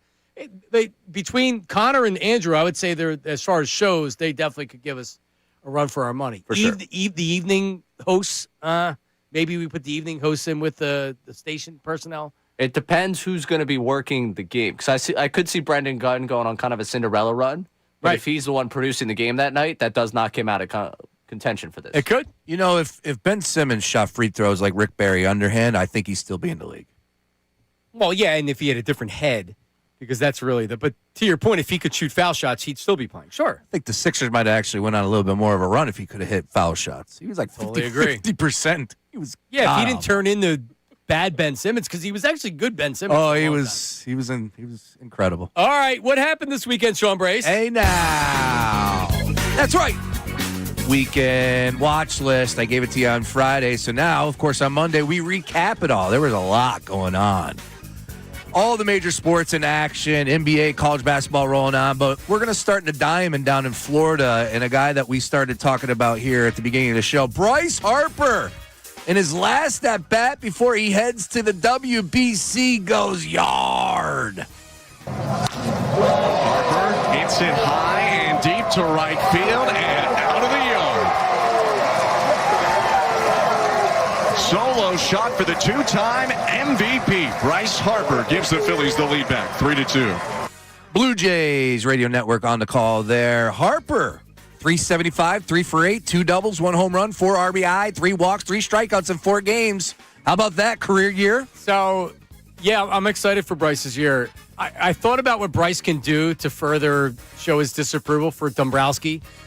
Ricky Waters used to point up to John Gruden when he didn't feel like he was getting the ball enough, which was all the time, even though he got a lot of carries all the time. He used to point up to the booth and yell. What if Bryce, when he knows Dombrowski's up in the booth, to give him the finger when he's riding around third after a home run and just like look up and I love it. Something like that. Sell some tickets, A, print some T-shirts, B, and, of course, produce on the field. That's what it's all about. Yeah, he's. I think Bryce is going to have a good year. WBC starts this week. USA and Brazil on Friday at 8 p.m. Catch the game on Fox. All right, keep it moving. Number 2 on the list from the weekend, the orange and the black. Wake up, Philadelphia! The orange and the black return. The orange and the black. To home ice on Saturday, John. Oh, what a game. 3 p.m. Tilt versus the Boston Bruins, and they ended up winning 3-1. I'm not playing a goal score. I'm not playing the final call. Nobody cares about that. We had a heavyweight fight on the ice. Tim Saunders, take it away. Now we got a fight at center ice, and it's going to be the heavyweight Nick Delorier for the Flyers against Tanner Jeannot. And these guys were chatting during the warm-up. Wonder if this was preordained. Delorier trying to get Jeannot off balance. So far, he hasn't been able to do it. Delorier's helmet goes off. Jeannot's got a pretty good grasp of his sweater. Jeannot lands a right hand. Nick comes back with a couple of rights of his own, and so far, I think he's gotten the better of it. And, a last right hand by Nick Delorier landed. Now Jeannot puts a couple on the Flyer tough guy. This is a good bout, and a wild right hand fortunately misses for Tanner Jeannot. But 2 big guys in a pretty good bout. Yeah. Timmy on the call there. Tim Saunders, of course, you heard the game right here on the 97.5 The Fanatic, of course, home of the Philadelphia Flyers. They're back in action tonight, taking on the Maple Leafs. That game is at 7:40 p.m. Let's keep it going. I got the orange and the black on the road to win tonight, John, plus 105. Ooh, okay. Yeah. That sounds good. Yep. All right, keeping it moving. Number 1 from the weekend, not Connor Stallions. Nope, Connor Story was the host of SNL. If you have no idea who he is, heated rivalry. Ask your wife. She'll tell you a thing or two about him. Anyways, the opening monologue, credit to SNL. They understood the assignment. They called up Olympic gold winners and both men's and women's, Quinn and Jack Hughes. And the ladies, when they hopped out there to join Quinn and Jack, it was really cool. Megan Keller and Hillary Knight. Let's have a listen. Don't worry. We saw your show. Oh, wow, Hillary, Megan, it's so cool that we're all here. It was going to be just us, but we thought we'd invite the guys too. Yeah. Well played. Yeah, we thought we'd give them a little moment to shine. Yeah, well played. I got to give them credit on that one. And again, smiles from Quinn and Jack. Everybody take a deep breath. We're coming home with 2 golds. Very nice work across the board, SNL. John, I stayed up late to watch it with my wife, and we've never done that before. She's a big fan of this guy, Connor Story. Huge fan. So much that you guys stayed up to watch SNL, because you told me she watches the shows over and over and has merchandise and things like that. Watches the book or reads the book, listens to the audio tape. That's incredible. New show coming out, I think, next year. Really? And say, I had her on my show on Saturday. I had her call in. Does she listen to podcasts regarding the show? Yeah, like all the fan groups. Yeah, that's what they do. Yeah. Wow, man. Oh, this is the Beatles. She emailed a producer about 2 songs that she recommended put in the new series coming up, the new season. All right, that's a little concerning that she's going she's insane, but you know that's how she operates, right? Like when she's locked in on something, look out. It's actually impressive. But I will tell you, like, the funny thing was, for an hour and a half on Saturday, I was calling this guy Connor Story, who is a stud in his own right, Connor Stallions. So is this his character name in the show? No, his real name is Connor Story. Okay, his real name's Connor. He plays a Russian from the show, a Russian hockey player, Ilya, whatever his name is. So you're calling him what? Connor Stallions. He's the Michigan guy. Correct. The chick I called. Yes. On the other side. For an hour on this. It sounds like Stallions. I want to call out gay hockey show. I love Trish, but I was like, is that his name? She's like, yeah, I think so. Feel fact. Feel fact. Yeah. It's a feel fact. And all of a sudden, I'm ready to bring on my wife, and I'm looking at something, and I'm like, that's not Connor. Oh, my God. I've been calling him Connor Stallions, the guy that was stealing signs from Ohio State. Michigan. Or but he was stealing Ohio State signals. Oh yeah, no, everybody else. Well, no, he was on the sideline like, hey, who's that guy? Oh, it's just an assistant coach from Michigan. Yeah. Who's to say what he was really? Unbelievable. Yeah, no, you're right. It's like CIA. Like, is he CIA or is he not? What exactly is he? He's just a fan. He's just a fan. He was not the host of SNL, though. I know that for a fact. Good grief. Oh, classic. They should have used, but Stout, that's a better name. It was good. I'll tell you what. Stayed up late, and he was fun. They had their like one out of the 7 sketches made me laugh, but that seems about right. The wife was happy. Okay, that's all that matters. Yeah, that's all that matters. Happy wife, happy life. Oh, is it? I think anytime we bring that up, you need the music. Is it? Does it happen? That's what they say. Does it happen? How happy wife, happy life? You went to the happiest place in the world, apparently, right? Yeah, nothing but happiness. Great trip to Disney, but a little bumpy start to it, which we'll tell you about. As I mentioned in the open, it involved an ambulance and an emergency room and more. Wow. That's coming up next. You ready, Ray? I'm ready. All right. That's coming up next. The news at noon coming up in a red. So this is the segment. If you want to be our contestant from the knockout tournament and join our, do we have a hive? What would we have? A hive or a Hive club? kind of played out for the Sixers fan base. Oh, yeah. Well, we got to come up with a group Club, name. we've already done a club. We would have a good club, though. We would have a good club. Company. Can we go company? We're looking for Deep team. We're looking for a deep team. All right, we need a deep team. If you want to be the qualifier today, call us and tell us why you should be on our knockout team. That's coming up next. Middays with Marks, 97.5 The Fanatic. Let's talk about my hair for a second. Oh, man. I was in so many pictures at Disney. You pay the money where you go. It's like, I don't even know how much money it was. But, like, every time you could just stop, it's like, oh, there's that guy that takes pictures, and then it goes on the app. Yep. Lots of pictures at Disney, and I do have to say the hair was looking very good. And that's thanks to not myself or not my genetics, to Morgenstern Hair Restoration. That's right. I get asked all the time, hey, man, like, who did your hair? Morgenstern Hair Restoration. It's the team that I went to then. It's the team that I go to right now. And really, it's as simple because there's a lot of noise out there on the market about how you can get your hair back. Here's what you want to do. You want to go to the experts. You want to go to the people with the most experience. You want to go to the people that are at the latest of everything in the industry, right? That's Morgenstern Hair Restoration. And right now, they're offering a free Almated treatment with your procedure. That's $1,000 value. I get it done every year. That's going to help maintain your hair. It's going to help the shedding and the falling out. But right now, when you get the hair restoration procedure, you get the free Almated. It's non-invasive, no needles, and it supports the rest of your hair so everything is blending and looking great. Call their office right now. You can tell them that you heard me talking about it. 610-831-HAIR if you want your hair back. Morgensternhair.com. That's Morgan with an E, morgensternhair.com. Or call their office and speak to their hair team. 610-831-HAIR.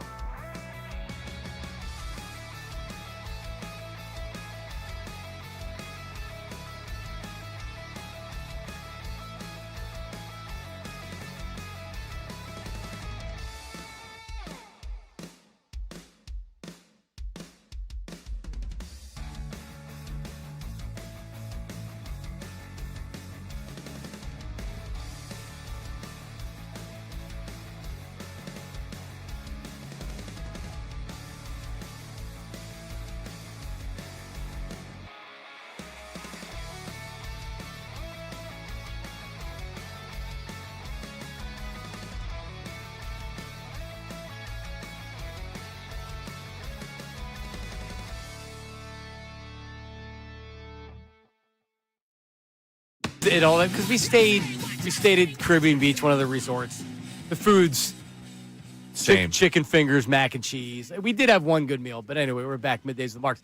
I'm back from Disney. I left a couple days early because of the impending snowstorm. Nailed that.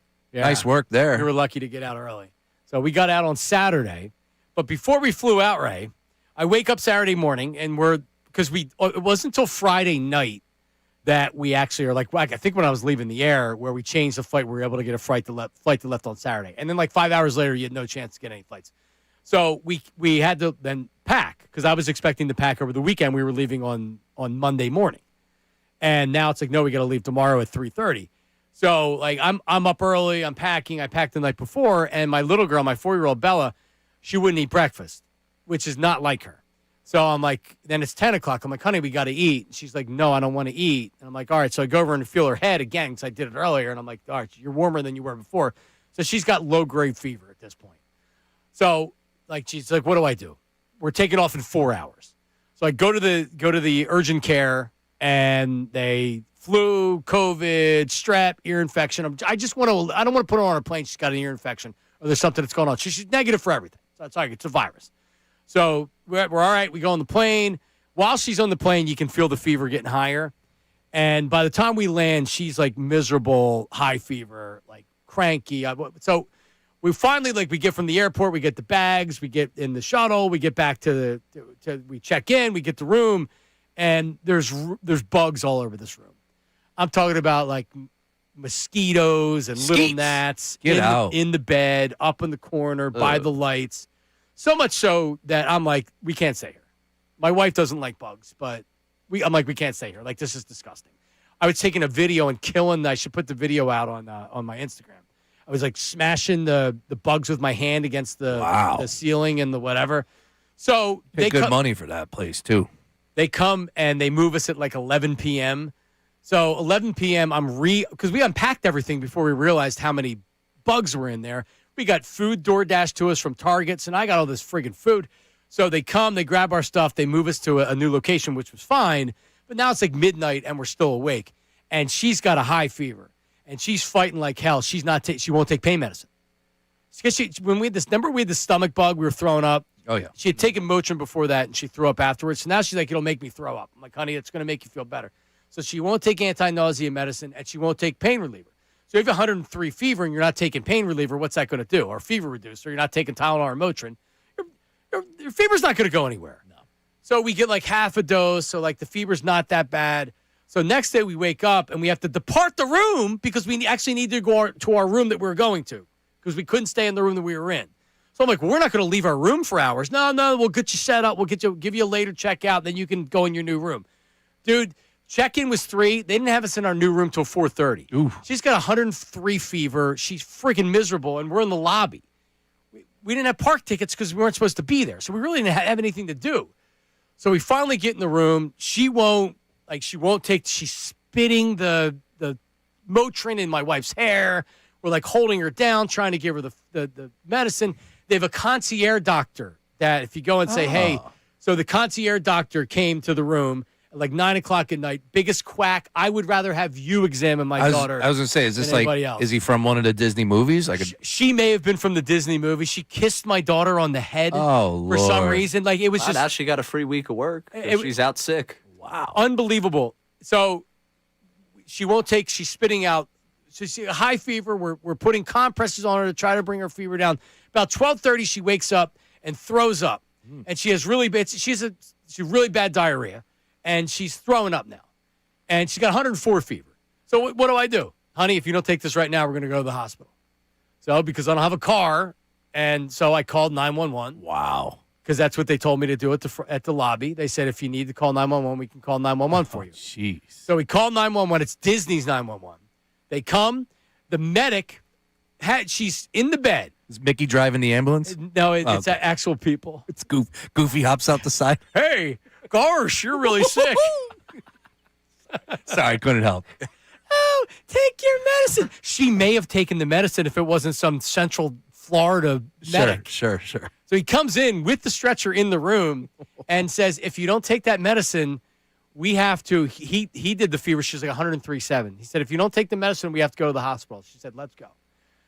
Right up on the stretcher, right in the back of the ambulance with Dad, and I'm headed for a 10-minute drive to whatever hospital. She took medicine in the hospital because the nurse, I was like, listen, I don't know what to tell you. You got to do it. So she took the medicine in the hospital. It brought her fever down. We were there till I got home at 6 o'clock in the morning, and the fever kind of reduced from there, but she still wouldn't take any medicine. So that's fun. Not taking my mom's like, well, just get her to take chewables. Yeah. And I'm like, oh yeah, sure. Yeah, here you go, Bella. Take these chewable Tylenols. That'll be fine. Yeah, here's some Imodium AD for a 4-year-old. Sure, she'll take that. So anyway, it was a rough bumpy start, Ray. Oh, sounds about it.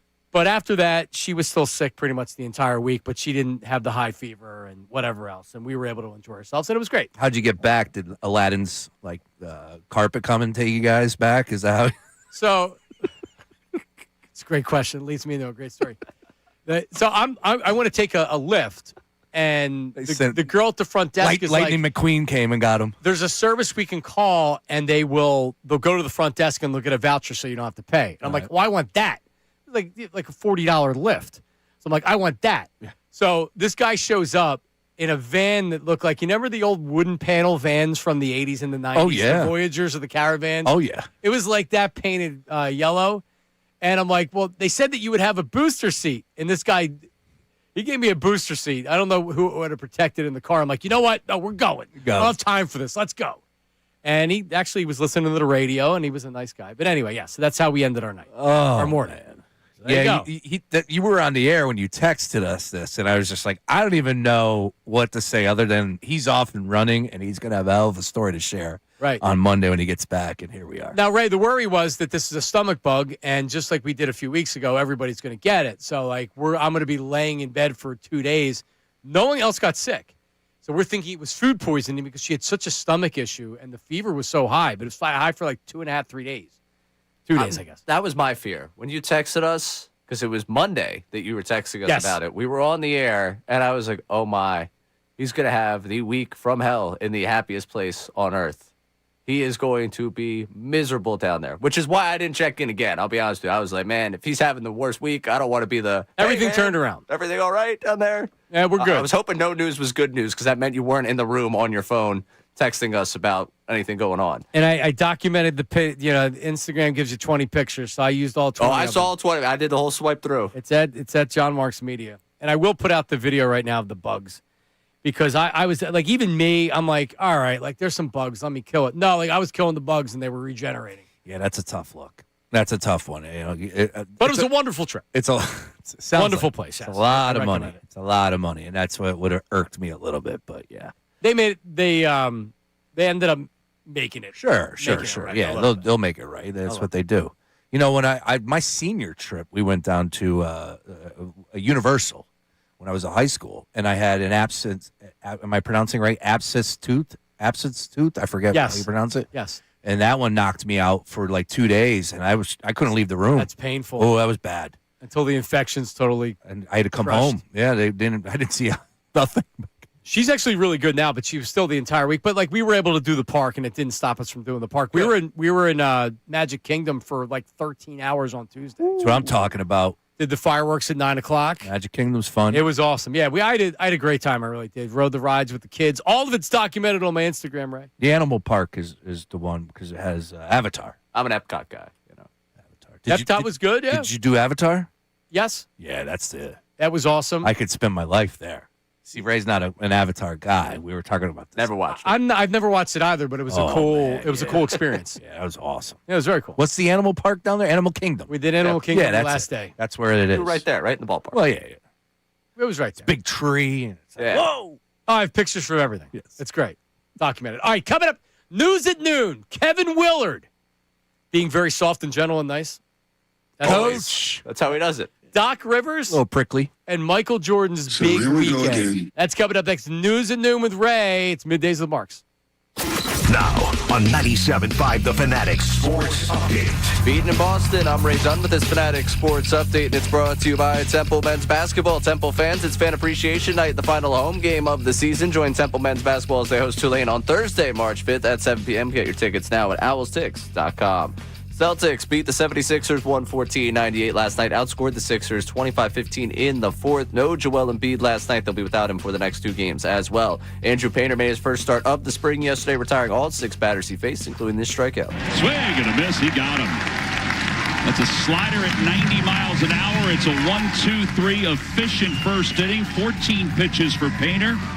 That audio courtesy of NBC Sports Philadelphia. Bryson Stott also with his second homer of the spring yesterday. A.J. Brown still an Eagle as we're a week away from free agency opening up in the NFL. We'll talk to Dave Zangero of NBC Sports Philadelphia coming up at 1 o'clock. The Union lost 2-1 to NYCFC yesterday in their home opener. And tonight on The Fanatic, you can catch the Flyers and Maple Leafs in Toronto at 7:30. This update's also brought to you by Taco Bell. Try the new Chicken Bacon Ranch Street Chalupas with slow roasted chicken twice at Taco Bell. They only come as a pair at participating Taco Bell U.S. locations for a limited time while supplies last. I'm Ray Dunn, your home for the Sixers, Flyers, and the Union. 97.5 The Fanatic and The Fanatic.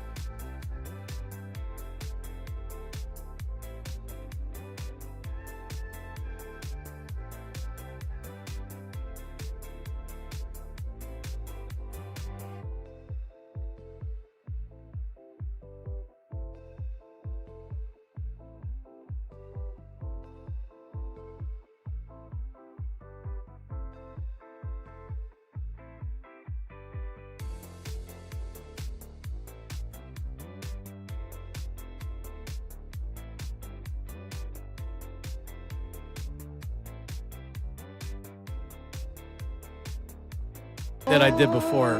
He's going to get picked up by somebody else, or they're going to franchise tag him? I think they're going to let him leave. I think he's going to walk. Yeah. We just did have a trade about an hour ago. David Montgomery. Yeah, I saw yesterday that he was more or less saying he's either going to be released or trade because he's making, I think, $6 million. But he's traded to the Texans. Correct. I think a fifth-round pick, if I'm not round pick. Yeah. It's a lot of money for a running back. So now Gibbs is number one overall. He's number one. Number one overall pick. Stud. Absolutely. And when he got drafted, I was one of the ones that said, "Oh, you're reaching to draft him that high." Loved them. I also said that. I was right there with you. He went from Georgia Tech to Alabama. Loved Gibbs. Remember they drafted that was a Jack Campbell, so there were a lot of reaches. Also Me too. said Yeah, that. I was laughing at him. You're hiring Dan Campbell and you're overdrafting these guys. Good luck. Meanwhile, Gibbs is one of the best players in the league. And Campbell's good too. And I love Campbell too, right from the jump. Did you really? Oh, the kneecap. Oh, that's Oh, me. okay. Yeah. Dan Campbell. Dan Campbell had me from the jump. Dude, he drinks 2 of these coffees every day. Big 24 ounces. I love Dan Campbell. You would fit on Dan Campbell's staff. Absolutely. I'll bite kneecaps right now. You sure will. All right, there you go. I'm trying to find, because I after the Giants won a Super Bowl, I did that song with Arthur. And I said, Arthur, the Giants just won the Super Bowl. What are you doing now? And Arthur said, I'm going to see my probation officer. And then it did. Oh, my goodness. He plays in the bits, unlike Herb doesn't realize they're bits. Where is Arthur? Is he still alive? I think Arthur's incarcerated. Is he? We've talked to him since you've been back. Yeah. Doesn't mean he could be incarcerated at any moment, though. Yeah. When you do illegal things all the time, that Right. generally means you could be arrested at any. Absolutely. The devil's lettuce. Correct. Miss Arthur. Yes, Arthur has called in the show one time, but then we haven't heard from him since. Right. Well, that was similar to Mike. When Mike was here, he was he like goes to jail. once every 6 weeks we get a good Arthur check-in. But Arthur, check in more, and then he'd disappear. Yeah, time served. They let him out. Hey, since we are going down memory lane real quick, if I could, Jamie Ward, who was a great listener for many, many years. He was a mailman, so I think he took us on the walk, if I'm not mistaken. I remember Jamie. Posted on Facebook. He did a tour of this place 15 years ago, John. Ray, you got to see these pictures. I mean, John definitely looks the most different out of You should put it up at 975 Middays. Yeah, we will. We'll throw Can that you send up. me the link so I can put it on my Instagram? Yeah, no, I look at myself. I'm like, oh my god, that's the way I You look. look 10 times different than, I mean, not so much now, but it's just, wow, that's John Marks. Like 15 years ago. I look 80 pounds lighter. Schwartzman still looks the same. Schwartzman does look the same. Harry looks a little heavier in this picture than what he is now. He's down. He's definitely lost a bunch of weight since then. Obviously, 15 years ago is a long time, but fantastic stuff. And, yeah, 15 years ago to the day, he popped it up. Pretty cool.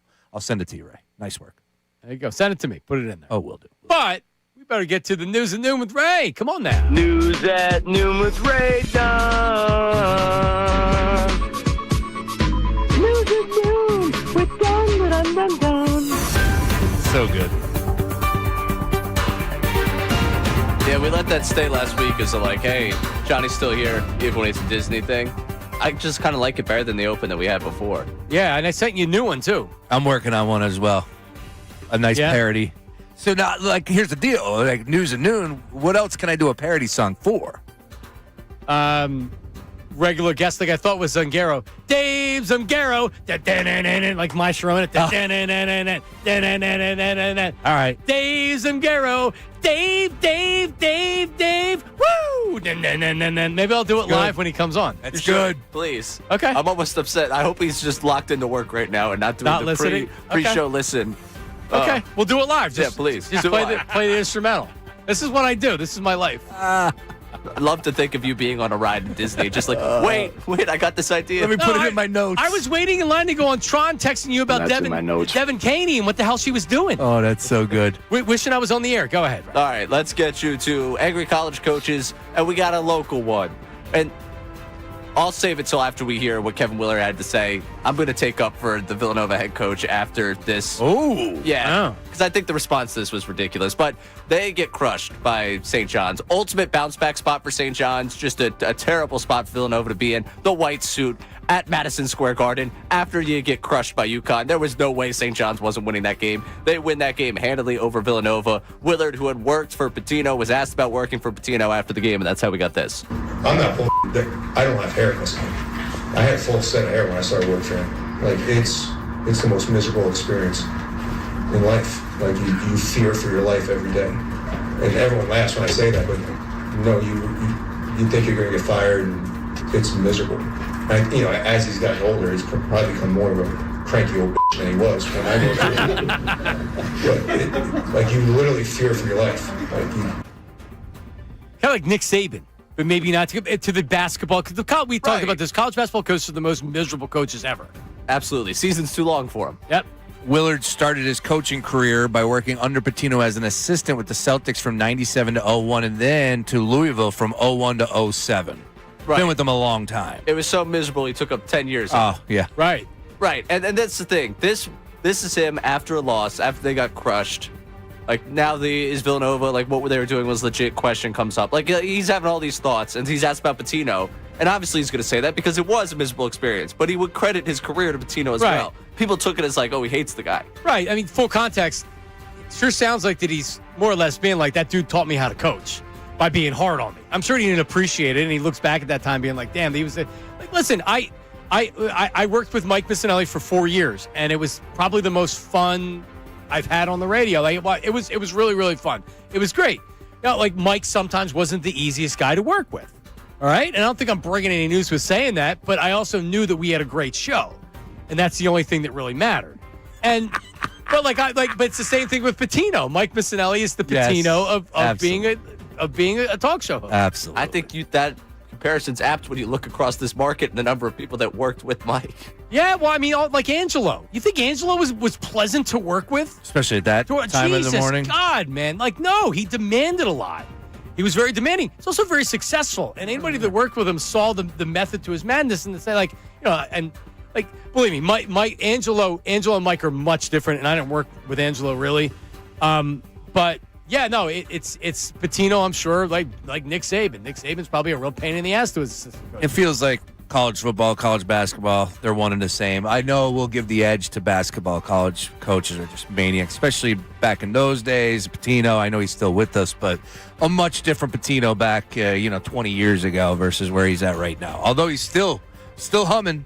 I was going to say. Still got his fastball. I would imagine he lets a few things slide, and if I'm not mistaken, he did on the way out of Louisville. Things were sliding underneath the radar just a little bit, so he's evolved, let's put it that way. Yeah. But he's still got his fastball in St. John's. Watch out for him. Yeah. Just keep him out of the restaurants. Yeah, that's it. Yeah, no Italian restaurants. White suits. Love them.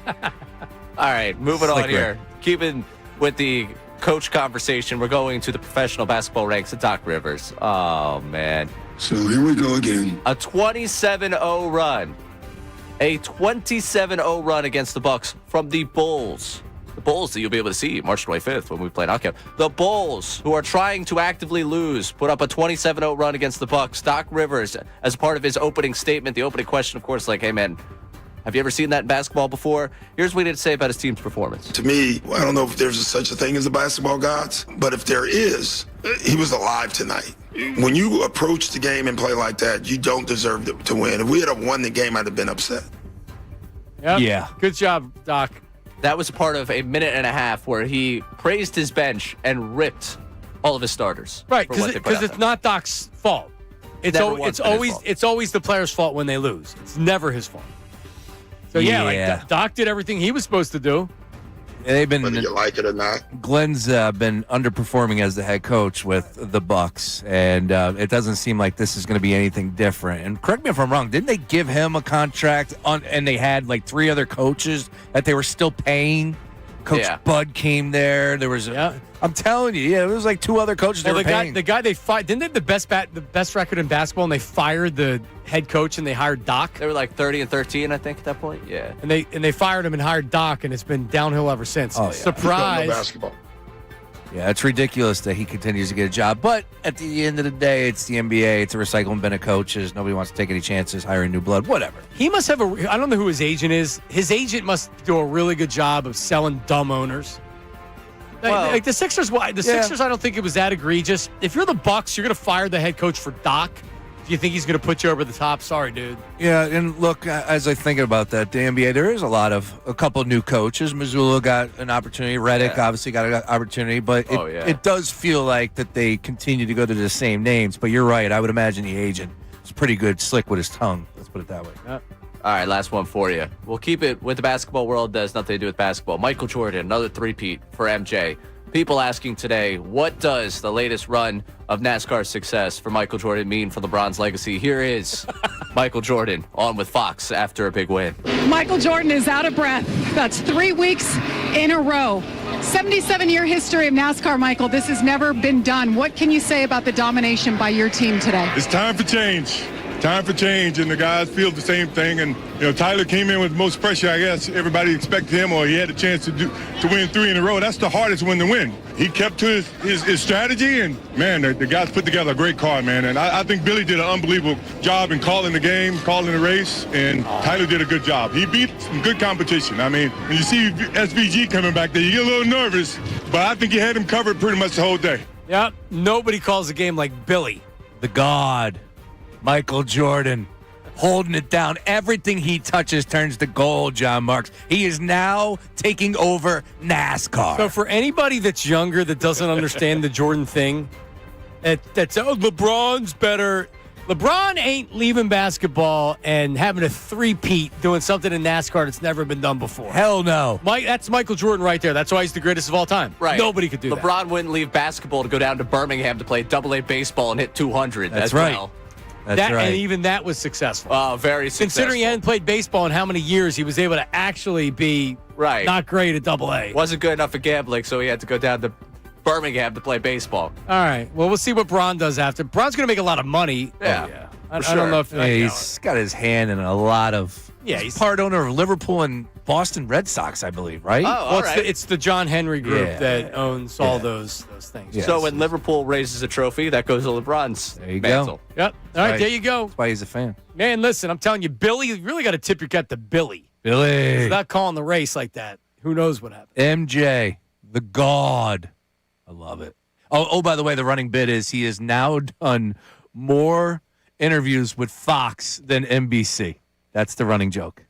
Because they have NASCAR. Victory Lane. Yes. It's the most I heard him talk. 3. He's been interviewed 3 times on Fox, 2 times on NBC. Wow. Wow. The man. There you go. All right. Well, that's News at Noon with Ray. Just keep this in mind, everybody. If you're out there watching on YouTube, we appreciate you. Subscribe to 97.5 The Fanatic on YouTube. You can listen to the audio version on the podcast. You can listen live on the radio, as many people do. Of course, the app. If you haven't downloaded 97.5 The Fanatic app, what are you doing? There's a video component to it now. It's really, really good. You can listen anywhere, everywhere. The Alexa app, just say, hey, Alexa, play 97.5 The Fanatic. So if you're at home, it's like, hey, I can't listen. I'm not in the car. You can listen all the time, Sean Bryce. Oh, yeah. It's great. And really easy to use. User-friendly, as they say. And, I've been doing in my smart speaker, in the bathroom, Alexa, boom, play, and they do it. It's Right great. there. Yep. All right. Just make sure you're, again, subscribing. You can, YouTube isn't just live. You can be a part of our live chat if you watch the show like many people are, but you can watch it whenever. I typically go home when I'm doing dishes. I'll watch a YouTube. Oh, no, by the way, I want to point this out. All right, so on Friday, with all love and respect, right? I mean it, you know that. Trish at the end of the show goes, oh, man, the text line was not a fan of you, Bryce. No? Hey, we want those texts during the show. So, Ray, I know you are. I would have to encourage the text line more. Oh, well, excuse me, YouTube chat, too, as well. Okay. She was saying they weren't a fan because we talked about two dumb things that popped up. One was something to do with A.J. Brown, where I said A.J. Brown is not the number one receiver. He's not on the same level as Jamar Chase. That apparently got people all upset. And also I did a little over the top come at VJ for his take where he said the media makes it seem like Joel doesn't want to play. And my whole argument over that was... Well, it's bogus. Look, there are media members, because Ray was coming at me. There are media members that obviously are toxic Avengers, but ultimately this is a Joel Embiid deal. Like, it's not media created. Fans are frustrated that he's hurt again. That's it. That's what it is. I'm there's no criticizing Joel Embiid. He's injured all the time with different things. That's just reality. I'm not going to criticize him for it. Doesn't mean you have to like it. No. I don't like it. It's okay to say, like, this team's cooked, Embiid can't stay healthy. That doesn't mean F you, Joel Embiid, I hate you. No, you're right, and that's the line. Like, I'm right there. It's exhausting. And I love JoJo. It's a family member, 12 years. Yep. It's a family member. You know what I want? I want him to be as healthy as he can and the Sixers to make a run, and let's get to the Eastern Conference Final. That I'm not rooting against Joel Embiid. Joel Embiid's a great talent. He's an all-time 76er, an all-time 76er. Oh, yeah. But, like, we're getting to a point where it's like, all right, how long are we doing this for? Every single year, it's the same song and dance. Oh, my God. It's unbelievable. All right, so we've been talking a lot about knockout. Mad Mike's coming up. I don't think he qualified to be our knockout person today. Ray, what do we got on the text line? So we have a couple of texters handing out resumes for their participation in knockout. We got 6'4". I can shoot 35 now, but back in the day, I won quite a few 3-point contests. All right, so you need his full name and we need to Google. You don't have to give the full name on the air, but we need to Google. Yeah, so we're going to ask for a follow-up on that one. Resume. We had another one person. My resume, age 37, 6 foot, 285 with a 2-inch vertical. Bagster bag driver with tendonitis in my right shoulder and 2 hernia surgeries. Sign me up. Oh, yeah. Kind of sounds like we want to put this one on the back burner potentially. All right, hurt guy. I'm writing these down. The hernia could come in the favor down low. All of a sudden, like Ricky Bo goes, he's like, what the hell is that in my back? Yeah, you box him out. Mason from Mount Union here. I could win it. I'm 6'6", 240 and can dunk. I also can shoot. Would be interested in getting more information on Mason here. Potentially. Yeah, Mason, send us your full name so we can Google you. But that seems like the best thing so far. The best thing I think that we've got so far. Hi, want to be on your knockout team. I'm the one who knocked out Bill Colarulo last year. Also have video proof of him cheating when he knocked the ball out on the next player. And I forgot that this was exactly my grievance with Colarulo last year because he was the one that knocked the basketball away before I could get to it, thus putting me in a position to get knocked out. He's a cheater. Yes. And there's video evidence of it. There's cheating in knockout. You're allowed to do that, aren't you? No. You can't do that to the ball. No, you cannot do that. That's another thing I was thinking about was like, do we have a referee? Because, I mean, the ultimate referee would be Herb. We get him in a referee uniform and we get him down there. Is he allowed to do that? You need one for the look, out. and you actually need one to actually blow the whistle. Ricky wants to be the referee? Put Ricky in some hold on. stripes. I'm trying not to bury the lead. That would mean Ricky wouldn't play. Is the afternoon show not playing? What is going on? It kind of seems that way. It kind of seems like everyone's copying their way out of this one from Unfiltered. Well, that can't be allowed. Well, I mean, this show's going full speed, left-hand lane, 75 miles an hour. I think the morning show is as well. Yeah, they should. All right, so why is Unfiltered all of a sudden out on the knockout challenge? I'm not trying to put words in people's mouths. Like, who knows what's happening there? Right. But, whoa, like all of a sudden Bill is saying that he might be on the microphone. Wait, what? 610-632-0975. If you want to be on the team, you can also text that number, 610-632-0975. The 6'6", 240 he dunks would be somebody I'm interested in. Oh, yeah. Yeah, I think that's where we got to start this conversation. Because we need the Middays with Mark show, and Bryce and Ray Dunn need the winner of the knockout. We will get the winner. It's just a matter of whether it's us or not. You know what I mean? Do people want to see, should we invite Mad Mike? Because every day we're going to do a different way in a different category. Mad Mike calling in. Mad Mike, how are you, buddy? Hey, how we doing today, guys? Hey, Mike. Joel Embiid. I don't want him to win.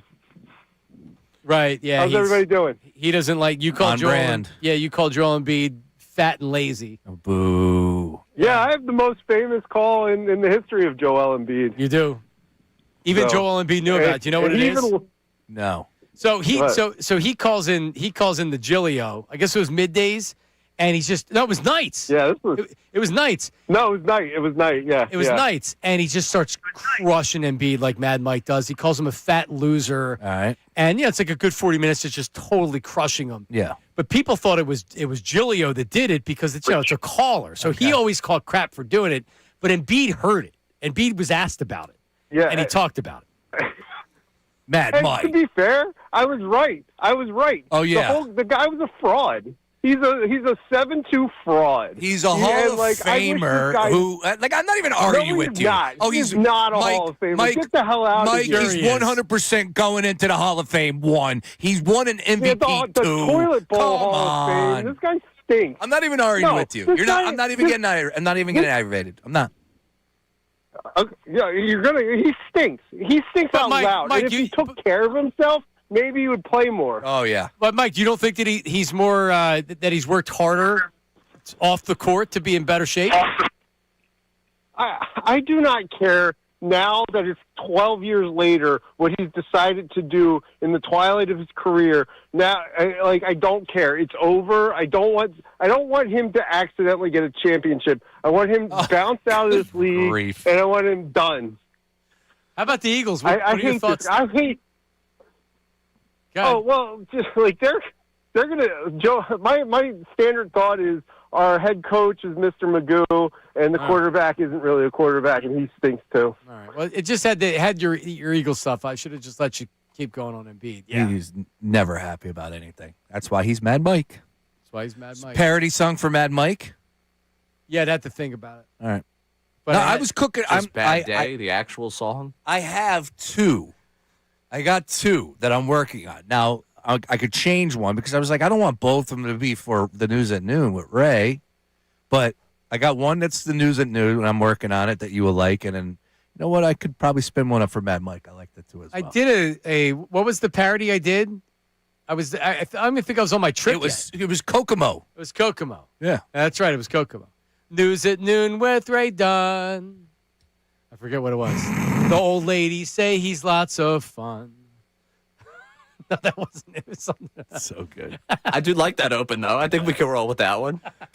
Ray. I sent it to the group thing. It said, I said that some people say you're gay, but the ladies say there's no way, or something like that. I mean, he's they Ray can stick up for me Dunn. on that one. Yeah, I'm good with that. I don't know. I was walking around the grocery store doing it, honestly. That's where the good ideas come from. All right. 610-632-0975. Knockout, phone line, text line. Why should you be our guy today? We're trying to get the best basketball player out there. We're going to stack our roster. Not everybody's going to be a basketball player on our roster. We will have some personality, but we're setting the tone today to let everybody know we're winning this tournament. The show is winning this tournament. Coming up next, oh, man, it's a big spring for plenty of Phillies, but what about Bryson Stott? Jim Salbury was on the morning show. He talked about him. We'll get into Stotty next. Middays and Marks, 97.5 The Fanatic. Now on 97.5 The Fanatic Sports Update. In Boston, I'm Ray Dunn with this Fanatic Sports Update. And last night for the 76ers on national TV, it did not go well in the fourth quarter, getting outscored by 10 points, 25-15 in that fourth quarter, ended up losing 114-98 to the Celtics. Maxey at 33 points. Joel Embiid did not play. He'll be out for the next two games with a right oblique strain. As for the Phillies, Andrew Painter made his first start of the spring yesterday, retiring all 6 batters that he faced against the Yankees. He talked after the game about getting ahead in counts. We're just trying to get ahead early, not fall behind. That was an issue that kind of fell into last year. Just trying to get ahead, get into pitchers' advantage counts, and then, go finish guys. Stott had hits his second home run of the spring in the game yesterday. NFL free agency starts in a week. As of this moment, A.J. Brown's still an Eagle. We'll talk to Dave Zangero about both those things, as well as the Combine coming up at 1 o'clock. The Union lost 2-1 yesterday to NYC FC in their home opener. The Flyers have Maple Leafs tonight in Toronto at 7:30. You can listen to the game live right here on The Fanatic. This update's brought to you by Wendy's new Girl Scout Thin Mints Frosty Fusion. Try Wendy's new Girl Scout Thin Mints Frosty Fusion with Girl Scout Thin Mint cookie pieces. Limited time only at participating U.S. Wendy's and Girl Scouts of the USA. I'm Ray Dunn on your home for the Sixers, Flyers, and the Union. 97.5 The Fanatic and the Fanatic app.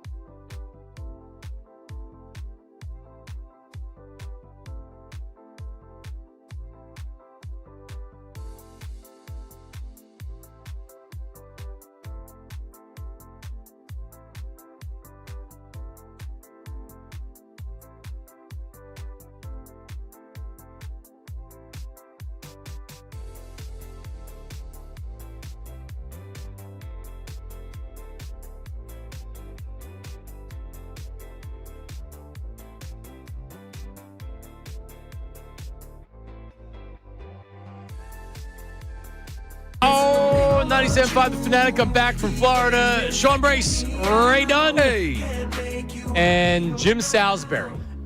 Jimmy went on the morning show. Now he's back at CBS.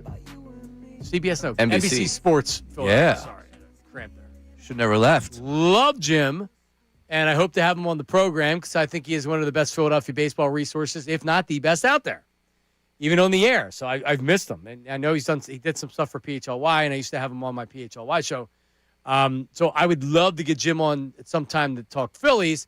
He was on this morning talking about Stotty. Here's Jim Salisbury on Bryson Stott. He made a change in the final 2 months last season. He had a conversation with Kevin Long about making some adjustments, and Kevin Long looked at him right in the eye and says, "Do you want to hit 230 for the rest of your life?" So he finally embraced a few of the changes they were talking about. Lowered his hands, got rid of that waggle. He basically stopped trying to lift the ball to left field, started to hit line drives more, started to use the pull side a little bit more, and when he used the off field, it was a line drive approach. Moved a little bit closer to the plate. He embraced these changes. He says he kind of shut off left field and was trying to sink, line drives to the post side more. So he was a very good hitter in the second half. He had over 800 OPS. He slugged better. He was a completely different hitter. He hit close to 300 over the final 2 months, and he looks like he's embraced those changes. Yeah, I mean, I don't. Yeah. We've seen him, but like the years that we're expecting, how many years ago was it when it's like this is the breakout year because he showed that kind of promise, and then he at some point he was hot during that season, then he went ice cold. Yeah, look, in 22 that was his first year. In 23 he hit 280. So it was 24 we were expecting that is this guy an all-star, and then he came down to 245 last year, 257. You know what? Last year, a lot of people were banking on, but more of the excuse that people were throwing out there is the fact that they were bumping him up in the lineup, and that kind of was throwing him off a little bit at Dish. Now, I'm not buying into that. I just think he's such a mental game. Yeah, I think that a lot of us overvalued him and thought that he would be a little bit more of a better contact hitter, especially in some big spots, and that just never came to fruition. I am a Stotty guy, though. I do like Bryson Stott. However, it feels like, you can only get new in some of these positions, and that might be one that they're going to look at sooner than later. Oh, I would not trade Stott. I wouldn't even consider it because he was gone to a point, right? Bichette could have been, right? That was one of the things that they were discussing. He would have moved to third was a thing that they were talking about, but there were other things that were being discussed for Stott. Yeah, I mean, they could trade him. Yeah, that's what you missed last week was Rosenthal's profile on Bohm. In that profile, he mentions that if they sign Bichette plays third this year, then they trade Stott after next year. So they would have been 1 year shelf life. Also service time matters. When is he a free agent? When does he start making big money? I would have to pull up his contract right now. I'm assuming he's still a decent value to be a starter. Former first-round draft pick. He's not making a ton of money. You're not a free agent for a long time. I mean, reality is that 257 with 13 home runs, 66 RBIs, he's got a great approach at the plate. He's good defensively. He's always going to see a lot of pitches. So he balances your lineup. I like Bryson Stott on this team. Could I buy into what Jim Salisbury is selling us on Bryson Stott? I can. Now, here's what I think Bryson Stott can be. 270, 17 home runs, 75 RBIs, 70 RBIs, on-base percentage 350. Something like that. Keep him at the bottom of the lineup. I don't need him up batting cleanup or lead off or anything like that. Keep him where he is right now. Let him settle into that role with Crawford. Can he be that every day? Yeah. You think? I want him to. It should be it should be Stott, JT, and Crawford as your 7, 8, 9. That should be your 7, 8, 9. That's three really good bats, or possibly with Crawford. I think he's going to be fine. But JT breaks up the lefties. Stott gives you some pop. He can hit doubles, right? It's just about where's he putting that power? Is it like in the cut, hitting a lot more line drives and trying to do other things? I don't know. I feel good about second base. So help me if we do the whole veteran respect thing, which is why JT will hit 7th instead of 8th. Because I'll lose my mind if we have to deal with the back-to-back lefties and then Turner and then back-to-back lefties again, bottom going to the top of the order if they don't let JT hit 8th because they respect him too much. Right. But to the stop point in this whole thing, the issue for me is just going to be, can he be an everyday guy? Because if you can't be an everyday guy, eventually then we have to have the conversation about where you go from here. Like, I love Sosa's, how much fun Mundo Sosa is, the energy he brings. I'm very, very much fine with the glove that Stott has. And second half of the season, you can't deny the numbers. Numbers are what they are. If he continues that into this year as a platoon player, he's a good quality platoon player. But when it comes time to pay him eventually, you're not playing a platoon player. So you're going to have to end up deciding on second base again. Yeah, I don't think I'm not even thinking about paying him. I'm thinking about him playing. Yeah, he's got 499 at bats last year. So when he's cold and he's struggling against lefties, Mundo Sosa is going to see some starts. That's what his play is dictated to me. That he's not a platoon player. If he's hot, all right, I'm gonna leave him out there and get him some at bats against lefties. If he's struggling, like with Brandon Marsh, he's a better Brandon Marsh for me. A little bit better approach at the plate. Won't strike out as much. Yeah. Like Brandon Marsh is fine. He can't play every day because he struggles against lefties. Who was trying to sell us Marsh last week? Who was that? Oh, Matt Vasgersian. X Factor for the Eagles season. Wow. AJ Brown brain. He did play Phillies season. He did play football in high school. Connor Stallions, Connor Story. It's all the same. Yeah. Correct. Brandon Marsh is the X Factor for the Eagles. I like Marsh. I like him as a platoon player. Is the X Factor for the season? If your season hinges on Brandon Marsh. I would have to expect that he's going to have a breakout year, which I don't. Tell you what. In fact, I'd be surprised. Get in the zone. Auto zone if we're talking about a guy that could be the X Factor. But hang on. There's some quack from The Athletic. I mean, a reporter from The Athletic. A kid. She came on and said he didn't even know if he's going to be a platoon this year. I don't know. Well, in the morning show, what's her name? And she does a good job. I'm just kidding when I say that. Yeah, she does a good job. But she was talking, she wasn't as positive on Otto Kemp as I am. Oh. Not many people are. Well, I'm not as positive as his glove. He got a little swayed by the wind down there, but that's all right. As long as he's hitting bops, that's all we care about. Right. Otto Kemp actually helped further your Nola agenda by his inability to play left field. He did. Nola got an earned run because the guy couldn't track a fly ball to the warning track. Yeah, it's going to be might be a little bit of a struggle out there sometimes in left field. All I know is one of my favorite moments at Citizens Bank Park came when Bryson Stott smashed that grand slam against the Marlins in 23. What a unbelievable, John. All I know is he comes up. I forget what it was. They had to take a timeout. Maybe it was a pitching coach went out to the mound. They played his song. Was it a 20-second timeout? Yeah, it was 20-second. They played his song, and then the pitching coach goes out there. Place is singing it. Then all of a sudden, they played a song again. First pitch, crack! I'll never forget. Yeah, soaking wet. People, I'm that Padre series? No, it was the Marlins. Marlins? Yeah, 23.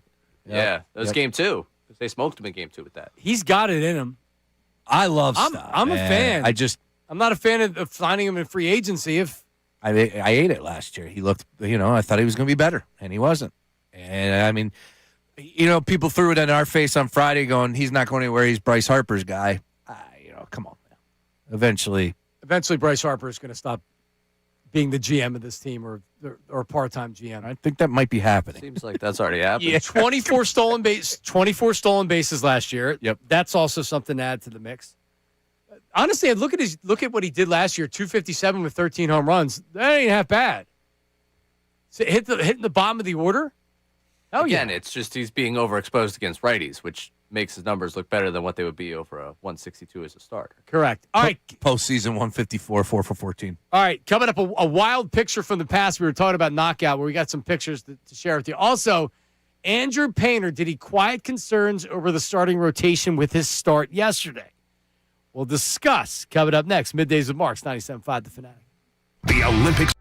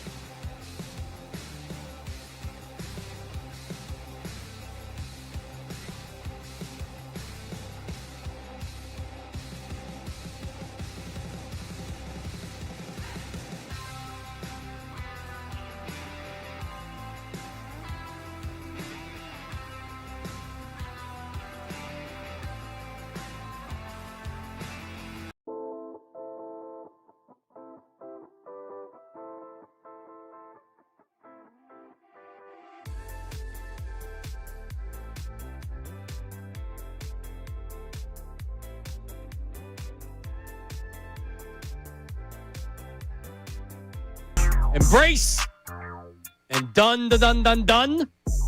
So right now, we always encourage people to subscribe and comment and like everything on YouTube. Our show is live every day on YouTube, 10 a.m. to 2 p.m. You can watch whenever you want. If you get started late and you're like, you know what, I want to go catch up with everything, you can go from the start of the show. But we try to add things to the broadcast other than just us talking. And Sean, you unearthed a picture from 15 years ago today. Yeah. And who's in the picture? Because I don't even have it in front of me. In the picture right now is a gentleman by the name of Jamie Ward, who was a big-time listener way back in the day. Still friends, still friends with me on socials. Always, dropping a line throughout the course of the years, and posted this morning. Of course, reuniting. It's been pleasant for his ears, apparently, to him. So that's great. And then this morning he posted, "Hey man, 15 years ago, this popped up on my timeline. Pretty cool. Seeing you in there. You look like you're about 25 in that picture." Schwartzman, Roy, looks the exact same as right now. Dan used to work nights, and then he did some midday stuff as well with Harper. Roy. And then you got me with some sort of half cap on it. I don't even know what that was, but still, I look thin. Yes, Dutz doesn't think you look any thinner, and I'm like, just with natural age progression in 15 years, you're going to be a little bit heavier. Yeah, it's because the beard is definitely that's what I said, covering the face now. But that's under 2 bills, Bryce. Yeah. Last time I saw that was 15 how much years heavier ago. am I than in that picture right there? Oh, God, dude, yeah. 20 pounds? Yeah, at least. You can see that receding hairline. Can't you see it? First thing I noticed, too. Seriously, that was pre-hair transplant, right? Yeah, I was going to say Morgan Stern should pay us for just putting up that Putting picture. it up, yeah. We should put that on their social media. It's like, this is what your hair did look like. That's what it looks like now. So anyway, yeah, so you can look at it on YouTube right now. Dutsy put it up there if you want to take a look. But, yep, Sean looked good. I was kind of cringing, oh, man, that's right. I did look like that 15 years ago. Also, this might take a little bit more time, but we tweeted it out at 975 Mornings. I sent a picture of me. It's at the knockout tournament, I think. I think it's 2015, but it's Arthur, the Arthur we were talking about earlier, and Angry Al. Angry Al texted me this picture earlier. It's Arthur, Angry Al, and me. What do you think of this picture, Ray? I look much better in this picture. Yeah. This is closer to the John Marks that we know here. That was more my takeaway from that one. Yeah. Looks a lot more like you. And I think it's 2015 because that was right when my daughter was born, and I got fat, quick.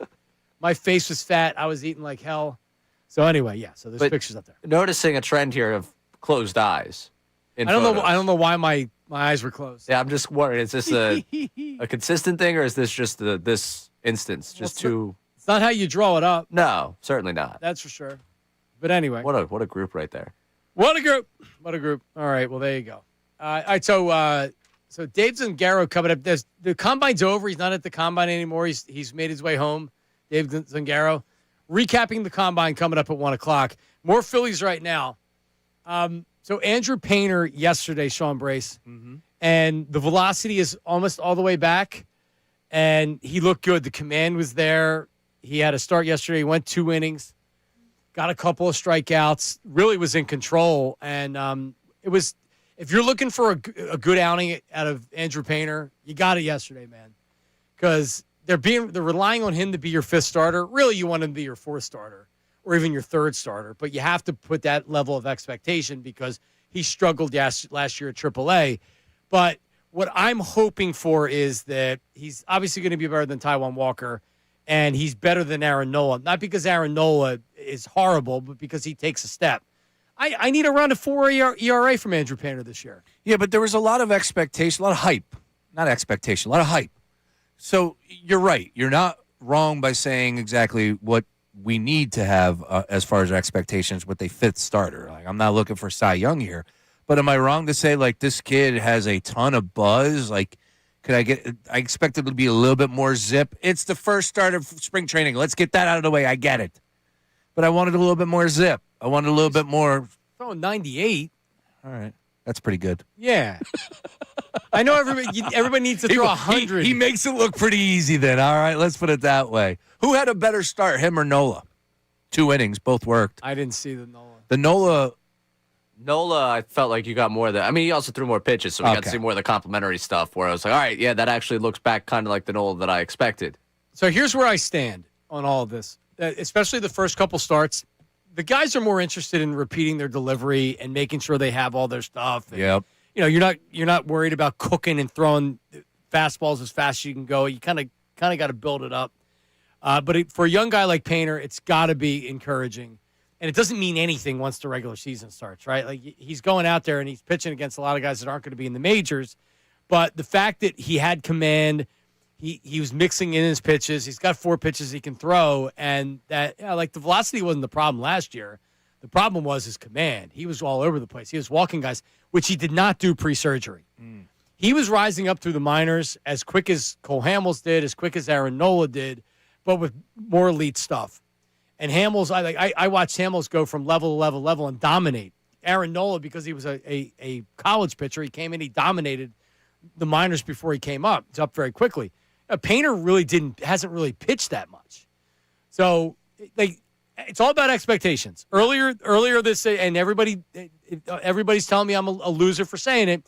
If you have expectations that Aiden Miller is going to be your starting third baseman, then I don't know what to tell you. That shouldn't be your expectation. If it happens and he's great, awesome. But that shouldn't be the expectation. He's got a back problem. They don't know if he's going to be able to play in spring training. Oh, man. But supposedly he was out there. Yeah, he's not going to be playing. That is up for debate or discussion. But supposedly he was back in the gym working out. Yeah. So that's a good thing. It was called a recurring back issue. Oh, that's great. Right. So I'm not telling you that's going to affect anything this year. But, again, it's the expectation. The kid's never played third base. Now he's not going to play third base in spring training games. Back to Painter, though, I would be this is one of the big reasons why you brought JT back. Like you said, he was a different pitcher last year. Now JT has the opportunity to work with him a little bit more. So that could be something that could push him in the right direction. But control is everything. You're right about that. And, again, fit starter. Like I made the case on Saturday, John, going off of what we saw from Nola the day before, that for my money, Aaron Nola, as far as this team, regular season success, he is the key figure from the pitching staff. Who? Aaron Nola. Because here's the deal. This is my lay of the land. This is why I put it out there. Obviously going off of the 2 innings, so kind of had to do that. So seems like a theme. My thought is this. If Nola can go ahead and give you the Aaron Nola of old, right? We're talking about every 5th day, he gets the ball, he gives you, 6 innings. Think about the less taxed that your bullpen will be. Oh, by the way, I think you get that mark from 90 wins to 97 wins. Now we're talking about winning division versus getting into a wild card. It's just a whole different world if you get success from Aaron Nola. He is the key to regular season success for the Phillies this year. Give me his statistical line at the end of the season. He's under 4. That's right. That's not under 4. That's not relying on him. No, but what you're saying is he's giving you 6 innings pretty much every time. And give me some games he gives you 5, gives up 5 runs. 30 starts. He gives up 2. Yep, exactly. You know what? Isn't that the whole reason they signed him? Because he gave you that pretty much every time. Yeah, and that's how it was justified. We'll see. I'm still out on Nola. I think he's going to be better than last year. But like Ray going 3.5 ERA, please. It was a 3.65. Okay, 3.65. I want that extra point 15. I'm under 4. That's as close as I'm getting. He could be around. So I just look at it 4. I want Painter to be a 4 ERA. I want Nola to be a 4 ERA. If he's a 4 ERA, because think about it, the Joe Blanton quality start was 6 innings and 3 runs. That's a 4.5 ERA. If Aaron Nola can give you 6 innings and 3 earned run, that's a 4.5 ERA. I'll take it.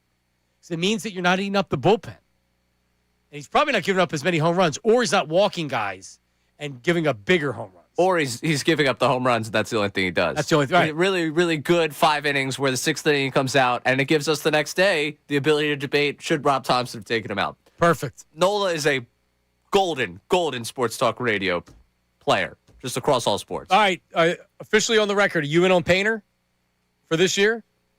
In to what extent? You tell me the 4 ERA? He's your 3rd best starter. Oh. All right, no, 4th, because Wheeler's going to come back and he'll be better.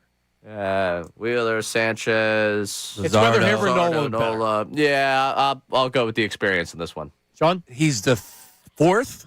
I'm asking. No, I think Nola's going to have a bounce back. I think. All right. Yeah, I'm on Team Nola here. Okay. Painter's the 5th. Okay. But he looked like a big leaguer. He's swinging it yesterday, so. No love for Taiwan out here? No. No love for Taiwan? Well, he's out of the rotation as soon as Wheeler's back. Right. I mean, assuming the Painter doesn't have a bad April. Assume somebody else doesn't get hurt. Right, or that. Everything else. By the way, Sanchez was, I saw Vladdy Jr. laughing at the changeup that he threw him. It was so elite. Chris Sanchez is so good. Yep. Oh, my God. He's zipping it up there like 98 miles an hour. It's a fastball count 2-1. He drops the changeup. Vladdy's just laughing like, damn, man. Even if you think it's a changeup, you still don't see it. Especially the lefty to the righty. Man, he's got such a good changeup. What's he got? The Dominican WBC? Is that where he's at? Yep, that's where the season's lost. Oh, no. Any type of injury. No. I meant like I want to tune in and watch them. Oh, dude, these games are going to be great. Yeah. I don't even care necessarily about just the U.S. games. The other games are going to be unbelievable. They start this week. Oh, the yeah. 5th. All right, coming up, Dave Zangero will not talk about the World Baseball Classic. He will talk about the Combine. And where is Dave? As far as A.J. Brown getting traded after the Combine, has he swung? Brandon Lee Gowton, 0% that A.J. Brown is back. Where is Dave Zangero? And the new Dave Zangero song heading into the segment is next, sung live by me, Ray. That's coming up. Middays with Marks, 97.5 The Fanatic. Now on 97.5 The Fanatic Sports Update. Sixers struggling Boston. I'm Ray Dunn with this Fanatic Sports Update. The Celtics beat the 76ers 114-98 last night in Boston. Sixers were outscored 25-15 in the fourth quarter. Maxey had 33 points. No Joel Embiid. They'll be without Embiid for the next 2 games. As for the Phillies, spring training continued. Andrew Painter made his first start of the spring, retiring all 6 batters he faced, including this strikeout. Swing and a miss. He got him. That's a slider at 90 miles an hour. It's a 1-2-3 efficient first inning. 14 pitches for Painter. Bryson Stott hit his second home run of the spring in that game. Phillies have a day off today. A.J. Brown, still an Eagle. We're a week away from free agency in the NFL. We'll keep you updated on both those things and talk to Dave Zangero about both those things coming up next. Stay tuned right here on Middays with Marks. Union lost 2-1 to NYCFC yesterday in their home opener, and the Flyers have Maple Leafs tonight in Toronto. That game at 7:30. You can listen to it right here on The Fanatic. This update is brought to you by Mothers Against Drunk Driving. For victims of drunk and drug driving, your grief is unique. If you're not alone, you always have a place at MAD. Call 24-hour victim helpline 877-MAD-HELP or visit MAD.org. I'm Ray Dunn on your home for the Sixers, Flyers, and the Union. 97.5 The Fanatic and The Fanatic.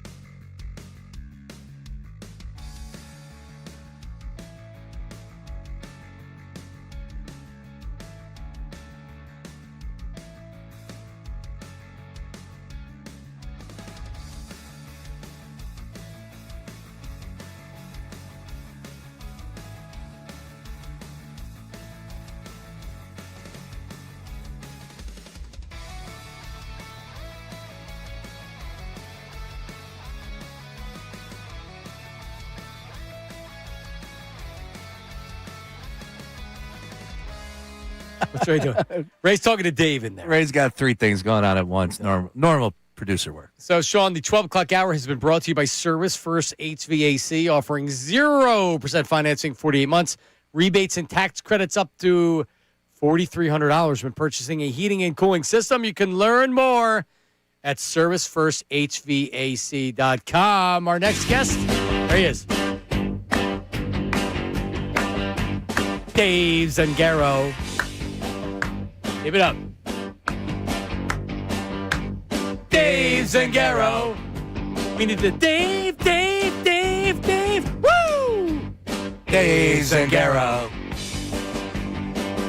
As Dave Zangero covers the Eagles for NBC Sports Filter. Dave. Woo! Dave Zangero. And he joins us right now, fresh off of being at the Combine. What's up, Dave?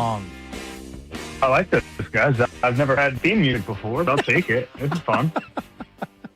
See, Dave, how my mind works is I'll be grocery shopping, and I think my Sharona came on in the Wegmans, and immediately I thought, Dave Zangero. Wow. No. That's a good pull by you. Dave Zangero. Process. And it feels like a lot of it is kind of playing out in public right now. It feels like there's a little bit of posturing publicly from the Eagles and then from some teams that might be interested in acquiring A.J. Brown. So, yeah, I don't think anyone truthfully knows where this is going to end up eventually. But, look, I think that people are already tired of this whole storyline, but it's not going away. It just isn't, right? There's nothing that I see happening definitively to put an end to this until either they trade him or we get word that he's like officially back. Right. Would you agree that let's keep it simple, that Howie Roseman's listening, because if there's an offer that comes, he may take it. But if he doesn't get that, he's not going to take it. He's not trading A.J. Brown for a bottom of the second round draft pick. Would you agree? Yeah, totally. And you don't listen to offers unless you'd consider taking one. Like that's just right. Sometimes we lose common sense and all this, but if you're listening to offers, it means you would be willing to trade him if the price is right. And that's where the public posturing comes into play. Right. You're signaling to teams call me, but it has to be good. And this is where the leverage of a trade comes in. And if a team thinks okay, this guy absolutely has to get moved, well, then they're not going to be able to offer you as much, or they're not going to be willing to offer you as much. So I think he still has a ton of value.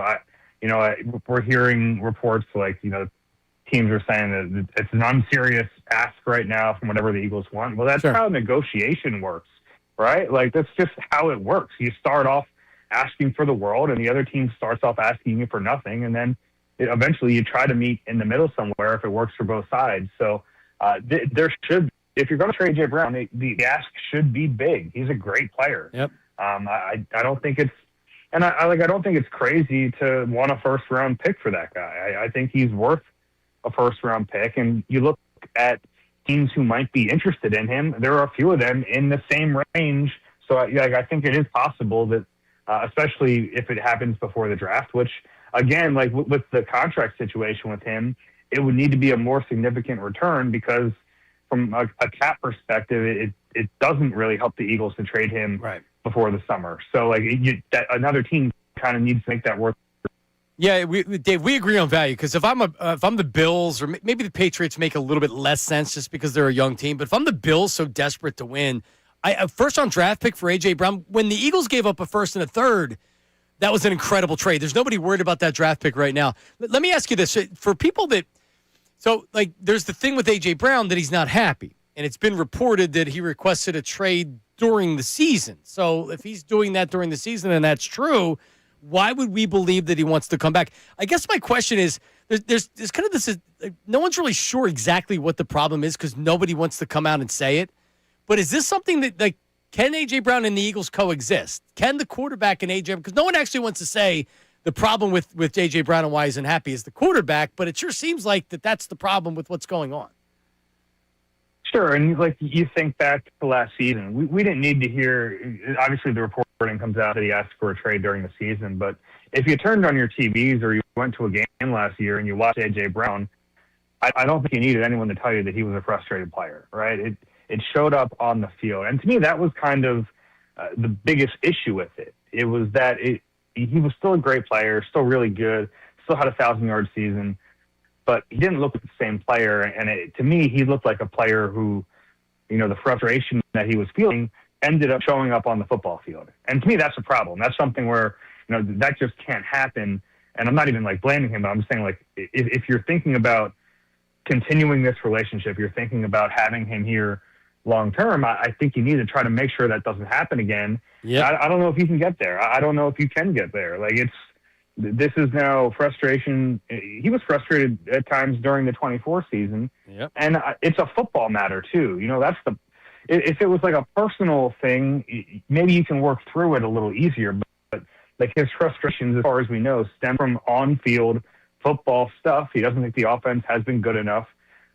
Maybe it is more quarterback-centric because some of these complaints span 2 different coordinators at this point. But, I think that the hope would be you get a new coordinator in here. He falls in love with the new offense. You get a healthy, motivated A.J. Brown. That's the best-case scenario because I still think he's a great player. And your team has the best chance to win it all if he is that player on this team. But I don't know if they're going to be able to get there. I don't know if he's going to be able to get there. Dave Zangero from NBC Sports Philadelphia joining us here. Middays with Marks. Dave, let's stay with the trade market. I want to talk about Max Crosby. There was a report today, Albert Breer saying that the Eagles were one of 3 teams, of course, interested in Max Crosby. He's a fantastic player. Is there anything that you're catching wind of, the possibility of landing Max Crosby in a trade? We know that Howie is always listening. Your thoughts on that? Yeah, I think that kind of falls into that category of Howie is going to be interested when blue chip players like this become available. If you follow the last couple of years, this should not be a surprise if the Eagles are interested. They were interested in Myles Garrett. They were interested in Mike Parsons. And to me, Max Crosby is with those 2. Maybe Myles Garrett's on the planet, but in terms of just blue chip talent at that position, a premier position, he fit that for me. And when we're talking about Trey Hendrickson a year or so, he doesn't quite. He's a little step below, but I put Max Crosby in that elite tier of players. And yeah, I think he would so well in the defense in this city. I don't know where that will go, but it certainly makes sense if the Eagles are interested because aside from it being a premier position, aside from him being a great fit, it's also a position where the Eagles are going to have some need if they're not able to bring back Jalen Phillips. And Dave's got a fresh post up there. His 15 Eagles leftovers from the 2026 Combine. Just follow him on, I'm looking at Twitter, at Zangero NBCS. All right, Dave, am I wrong to not want Jalen Phillips back to spend $20 million a year? Because you know what? Right now it feels like that's the most likely scenario as he comes back to the Eagles. Oh, I don't know if that's most likely or not. I think you should, if you're an Eagles fan, I think you should want Jalen Phillips back. He's kind of like a prototypical guy how he would want to bring back. And I get that that maybe the production won't quite match the contract. He's a good player. I think sometimes with edge rushers in particular, we get really hung up on the sack totals and the lack of production there. To me, he was a productive player. He fits the defense. He doesn't turn 27 until May. I like the player. I think he's a great fit. We know he fits Vic Fangio. I think there has to be a walkaway number for any free agent like this. I don't think he's, he's not like if this were Jalen Carter and you're like, we can't lose this guy.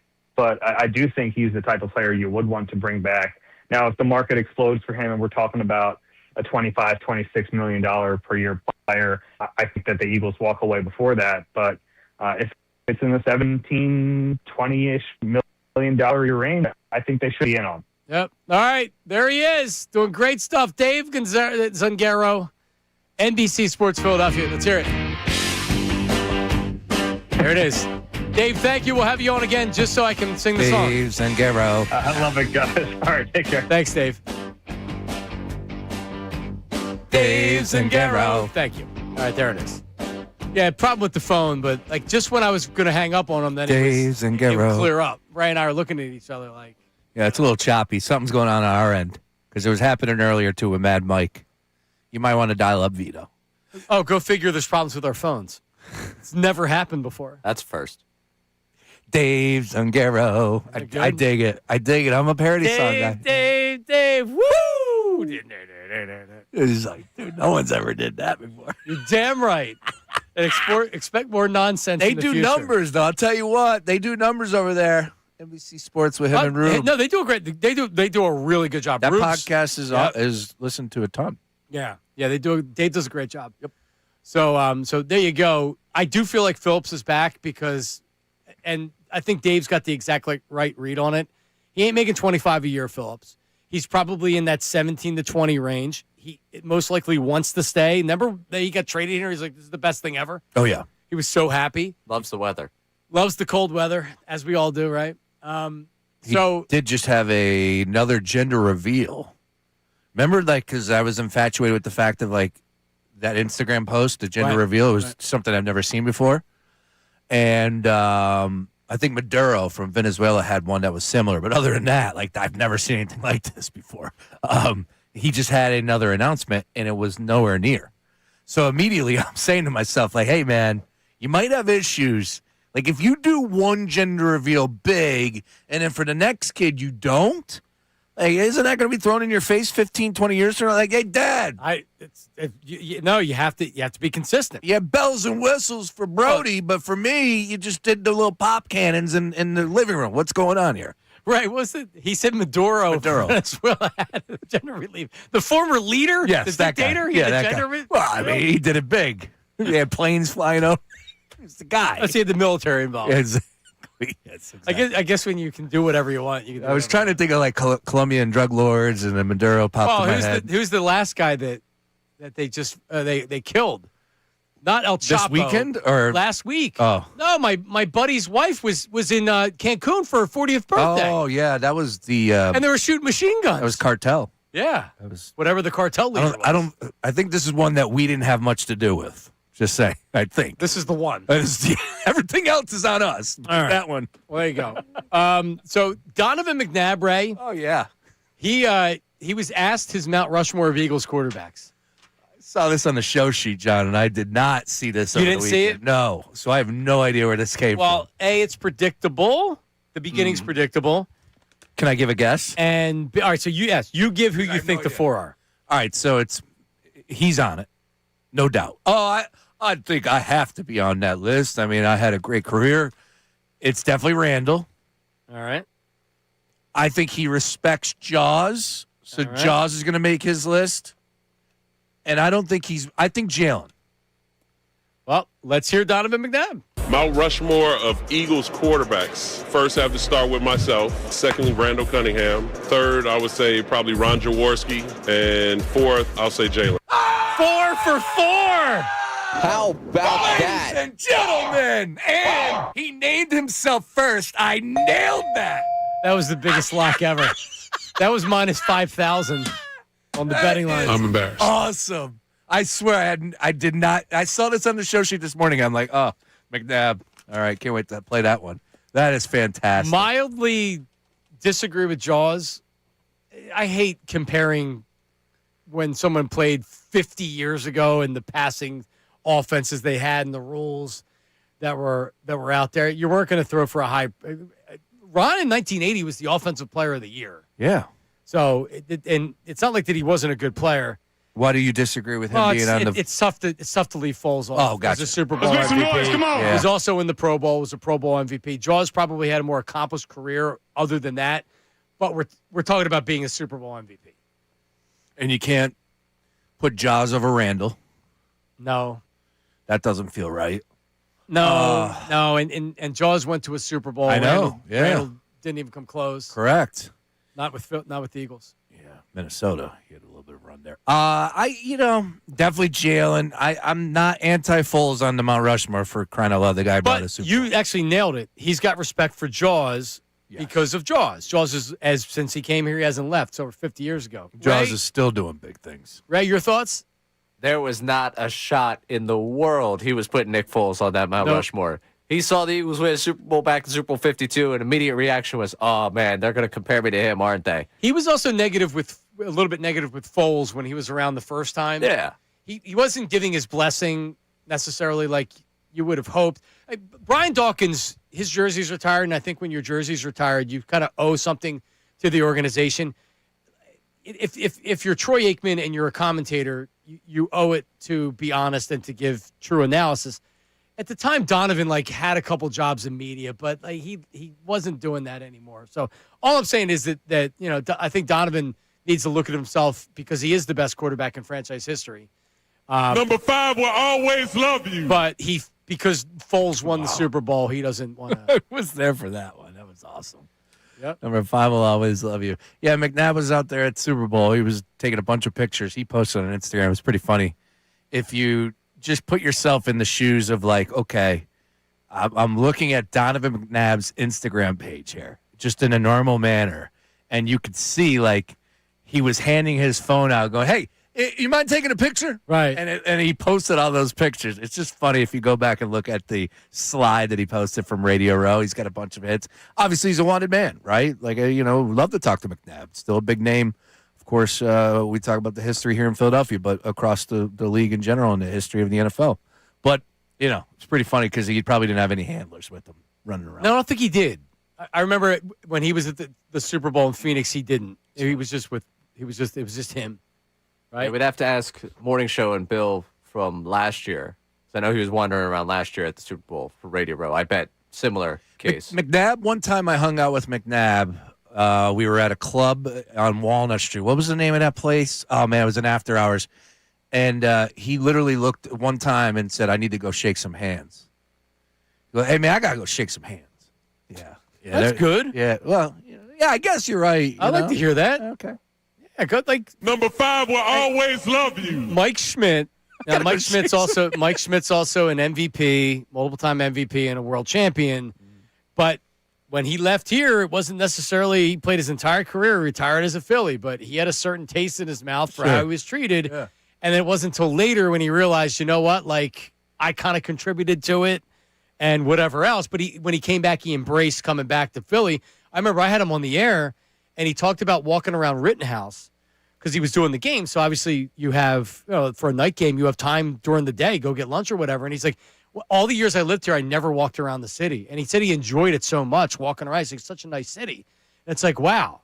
His experience here was much different than, think about it. One of the best baseball players ever. So I hope that Donovan turns into that, which is we look at Donovan fondly instead of a lot of people are still like, F you, Donovan. I mean, at this point, if you haven't, though, will you ever? It's been 15 years. Yeah. That picture we posted today, you guys were probably talking about Donovan playing for Washington or playing for, Minnesota at the end there? Oh, he was so cooked. Did he play for the Vikings? Yeah, and then he retired because they benched him. I remember that. Yep, and then the Bears needed a quarterback, and everybody's like, they could sign Donovan. Bears didn't sign him. But that's why he was that gone. Wow, that's right. He did play with the Minnesota Vikings. It's been 15 years. All right, so you ready? Haven't buried that yet. Are you ready for this take? He's underrated and overrated at the same time. Want to hear my case? Go for it. He's underrated in the people that be like, Donovan threw up. He's terrible. When Donovan came in the league, damn, he was good. He was awesome. And he wasn't the best throwing quarterback, but he really developed into a good passing quarterback for the most part. But he was a game changer. He was just a good football player. He was good. He was awesome. He was dragging those Eagles teams. They had a good defense, but he was dragging those teams to conference finals. But when I heard it this morning, he's the best quarterback in franchise history. Oh, shut up. I get it. All right, you retire his number, I guess, but let's not go overboard with the kind of player that he was. He made it to one Super Bowl, and he threw up in the Super Bowl. But the NFC Championship games count. He won one. Yeah, but getting to those spots, that's pretty strong run. When the division was pretty weak, but still. No, but they were good teams. Yeah. He was also coached by Andy Reid. Oh, yeah. They had elite defenses and a great offensive line. He didn't have weapons on offense for a long time. Only 1 year he did with T.O. Donovan may be the best quarterback in franchise history, but, Dude, right. 37,000 yards, 234 touchdowns, 117 INTs. That's pretty strong. He probably doesn't make the Hall of Fame because he didn't compile. If you think about Philip Rivers is going to be a Hall of Famer because of the numbers. He compiled numbers, and early in his career, those Chargers teams, they would win 14 games in a season, and they would lose and wouldn't make it to a Super Bowl. But Philip Rivers later on in his career he was throwing for 4,000 or 5,000 yards. They weren't winning anything. He was just dumping stuff off. He's a good quarterback, but he was compiling it. I'll tell you what, I'm surprised Eli didn't get in this year. I think he might be in trouble. He might be. I don't know how it works as far as eventually. I thought for sure he was getting in because of politics, the entertainment, Manning, last name, first ballot. I thought for sure he was a lock first ballot because of the name. The two. Well, the name won't hurt him, and I think ultimately he gets in because of it. He's also a 500 quarterback. Correct. But Manning, he's a Manning. And that's what I thought would be the number one deal that he would get in because it's all about politics. We talked about it, how it works with the NFL Hall of Fame. Anyways, him not getting in this year, he's in trouble. Here's how I look at it. When you're putting this person in, do you need him to tell the story of the NFL? For the most, especially a quarterback, right? Did beat Brady. Eli Manning, you do. Joe Namath wasn't a great quarterback, but he had the game. He's a Hall of Famer. Without that, he's not making the Hall of Fame without that. Philip Rivers didn't win squat. And for everybody that wants to say, Donovan McNabb, I'll take every day of the week over Philip Rivers. Every day. No doubt about it. Philip Rivers was a better passer and he compiled yards. If Donovan would have compiled those meaningless yards and won nothing his career was just cut short because he aged pretty, his skills didn't age well. Is what I'd say. I'm just saying, Donovan's how old at this point? 40. Yeah, so he's past that point in the Philip Rivers arc. Yeah, I mean, he could have, if we could have gotten like a 2014-15 type Donovan McNabb, Philip Rivers-esque return to football. If he could have got 10,000 more passing yards and they still sucked, it wouldn't have mattered. He's probably in. Here's one for you real quick. The Chicago Bears have never had a 4,000-yard passer. You know that story is still there. Caleb Williams just missed it. Joe Namath threw for 4,000 yards in 1967. It's incredible. Think about that, in 14 games. Yeah. All right. Let's look at the full picture, though. Joe Willie Namath. Don't talk bad on Willie. Also, look at Terry Bradshaw's numbers. Oh, yeah. Horrible. Oh, absolutely. You get a couple rings, man. Congrats. You'll be on Fox until you're 110. All right, so listen, coming up, this is the last chance to get in. We announced this earlier, but if you want to be at Knockout, it was announced this morning on the 25th. You want to not only just go, do you want to be on our team? We're giving away every day, every show, we're giving away 2 tickets to the 76ers game that night and 1 spot on our Knockout team. All right? We're looking for the best basketball player out there, and right now, man, we have some good. So we're going to go over our options, and then we'll give people this is your last shot if you want to get in. 610-632-0975. Phone line, text line. That's coming up next. And what will the Eagles do at tight end this offseason? This is very interesting. There's a blast from the past that is being discussed. 97.5 The Fanatic, Middays with Marks. Now on 97.5 The Fanatic Sports Update. Sixers struggle in Boston. I'm Ray Dunn with this Fanatic Sports Update. It's brought to you by Uber Eats. Philly, you hungry? Good thing Uber Eats has a great deal waiting for you at Coco's Cookies and Creamery. From now until March 31st, get a buy one, get one free deal on a milkshake, all in the Uber Eats app. Order now only on Uber Eats. Term supply, see app for details.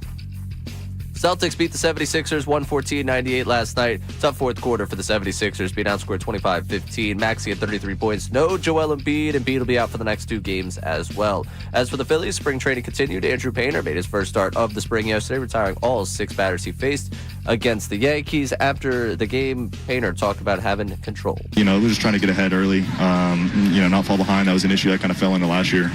Just trying to get ahead, get into pitcher's advantage counts, and then, go finish guys. Bryson Stott with his second homer in the spring as well yesterday. Phil's with the day off today. A.J. Brown, still an Eagle as of now. NFL free agency opening up next week. Combine wrapping up from Indianapolis. We spoke about a number of those things with Dave Zangero in the last segment. You can listen to that conversation back on our website or the Fanatic app. Union lost 2-1 NYCFC yesterday in their home opener, and the Flyers have Maple Leafs tonight at 7:30. You can listen to it right here on the Fanatic. Updates brought to you by the Crohn's and Colitis Foundation. Crohn's and Colitis Foundation has been at the forefront of inflammatory bowel disease research care for over 50 years. Learn more about research, education, and sport at crohnscolitisfoundation.org. I'm Ray Dunn for the Fanatic.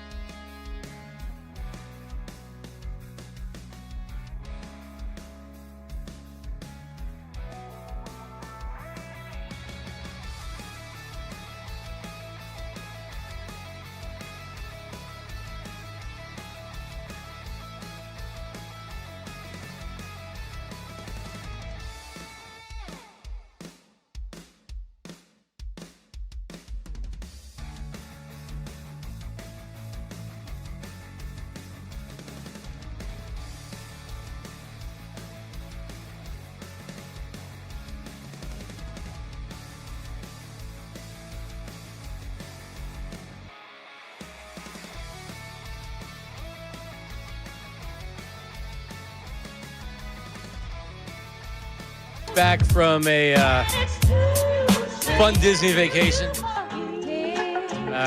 You went to Disney last year, Sean. Right? I did. Sober. Yeah, I had a couple of drinks because so we were like the stupid meal plan. Oh, I have so much. If people want to go to Disney for the first time, I have so much advice. Cole Arulla was asking me advice. I have so much advice. The food is so brutal. Were you on your phone the whole time? Liz was. Yeah. Well, I mean, it's really cool because all the pictures that you get taken by the park people go right to your phone. Oh, yeah, that's rides and everything else. You pay for that. But yeah, like she kept trying to use the map on the phone, and I just get the paper map. Yeah. Because, the paper map is so much easier to use. But yeah, we didn't have the fast pass, but we had you could book ahead. Lightning. Whatever it was. Yeah. So. But you can only book a certain amount a day, and then you can book more, but you have to use one of the lightning passes. So you have to check into a ride, and then you scour for a ride that works with your schedule. That's it. Unless you want to pay thousands to where you don't have to wait in line and you just go. And my wife was literally on her phone the whole time. Yes. And that's not what you want to do on vacation. And again, air quotes, doesn't work. No, it's a lot different than going to Turks and Caicos and sitting by the pool. There's a lot going on. Or Sanibel Island, where I'm going. When's that? End of the month. Nice. Just nothing. Yeah. There's two. There's a market. There's a hotel. There's one restaurant. There's the sun. The wife was like, let's go. I'm in. Boom. All right, Ray, we got to figure out the knockout tournament. We had options. We asked for people to call. Some people called. Then they hung up. And then we put it on the text line and on Twitter, and we have some really good options. Just so people know, it's gonna be a diverse group, but every day until the actual knockout, we have a pair of tickets and one spot in the knockout tournament. We're looking to win. So we're starting it off with getting somebody that's gonna be a ringer for us. Yeah, we got some good options here. Some more that have come across here. We got Big Leo from New Jersey, and this is a really compelling case here. I'm 6'3", 300 pounds, athletic heavy. Played high school ball, coaching kids now. But what I can sell myself with is hitting 2 shots at the shooting game in Wildwood. The worker told me he's never seen anyone hit 2. I wasn't allowed to play anymore. I have the video. Winning at the Wildwood Boardwalk in the basketball game. Not supposed to happen. Not supposed to happen. Hitting 2 of those shots. Should never happen. That's almost grounds for being kicked off the island. Yeah. No, it's like counting cards at a blackjack table. You don't do it, they'll throw your ass out. All right, Big Leo, that's very compelling. I agree. All right, we got T. Kells here that is not really giving us a lot in terms of the basketball acumen. I need in for basketball knockout. I shoot like I'm allergic to defense, talk trash like I'm on a 10-day contract. I've got the stamina of a Wawa coffee at 6 a.m. Put me on the team. I'll either win it or provide elite radio content. All right, well, like I said, there's going to be plenty of opportunities to win. It doesn't sound like that he's going to qualify today. So Big Leo, and then we had the guy. Did we get any more information on the 6'6", 240 guy? Yeah, Mason did not provide any more to us here. 6'6", 240 can dunk. Mason from Mount Union, PA. Mason, Big Leo, and then I'm thinking this might have to be a different day because we've got now, I'm going to call him our foxhole guy for the team, and I want to kind of put him on reserve, and that's Paul, who's sending me the knockout information from last year and was actually the knockout runner-up last year. Oh. Hello, Paul. He's not selling himself on the basketball ability. Obviously, the resume speaks for itself. Yep. But he's also sending content of Colorado cheating, which is really playing to the audience of this midday show. Yeah, we'll get you in, Paul. Yeah. We'll get you in. Well, it's more one of those this is tampering right here. This is a wink, wink. We got a deal for you at some point. Maybe not today. All right. Well, are we going to go? I feel like it's down to the 6'6" guy, Mason, who did not follow up. He could just be 6'6" and can dunk. It doesn't mean he can shoot. Or he said he could shoot as well. Oh, he did? Okay. Yeah, okay. So he put those 2 things out. Or Big Leo, who's 3 bills, but the cheating Wildwood Boardwalk, he figured that out. What do you think? I'm leaning towards Leo. Yeah. I'm leaning towards Leo. If you're knocking down shots on those rims, you got my attention. Especially if they're like, you go now. And you they don't threw come him back. out. Yeah. I like that. Question is he a system guy? I Has think he figured out Wildwood? A stroke is a stroke. I heard that. All right, I go with Big Leo. Big Leo? Sorry, Mason, if you would have followed up with some video or something, right, or your profile. But Big Leo makes a compelling case. I like the fact that he's 300 pounds. What did he say? He's fat and athletic? Athletic heavy. Athletic heavy. It's a good description right there. Okay, good. I'm going to steal that. So he's probably got the good low post moves. He's got. Put that in my bio right now. Athletic Jalen heavy. guy, athletic heavy. Yeah.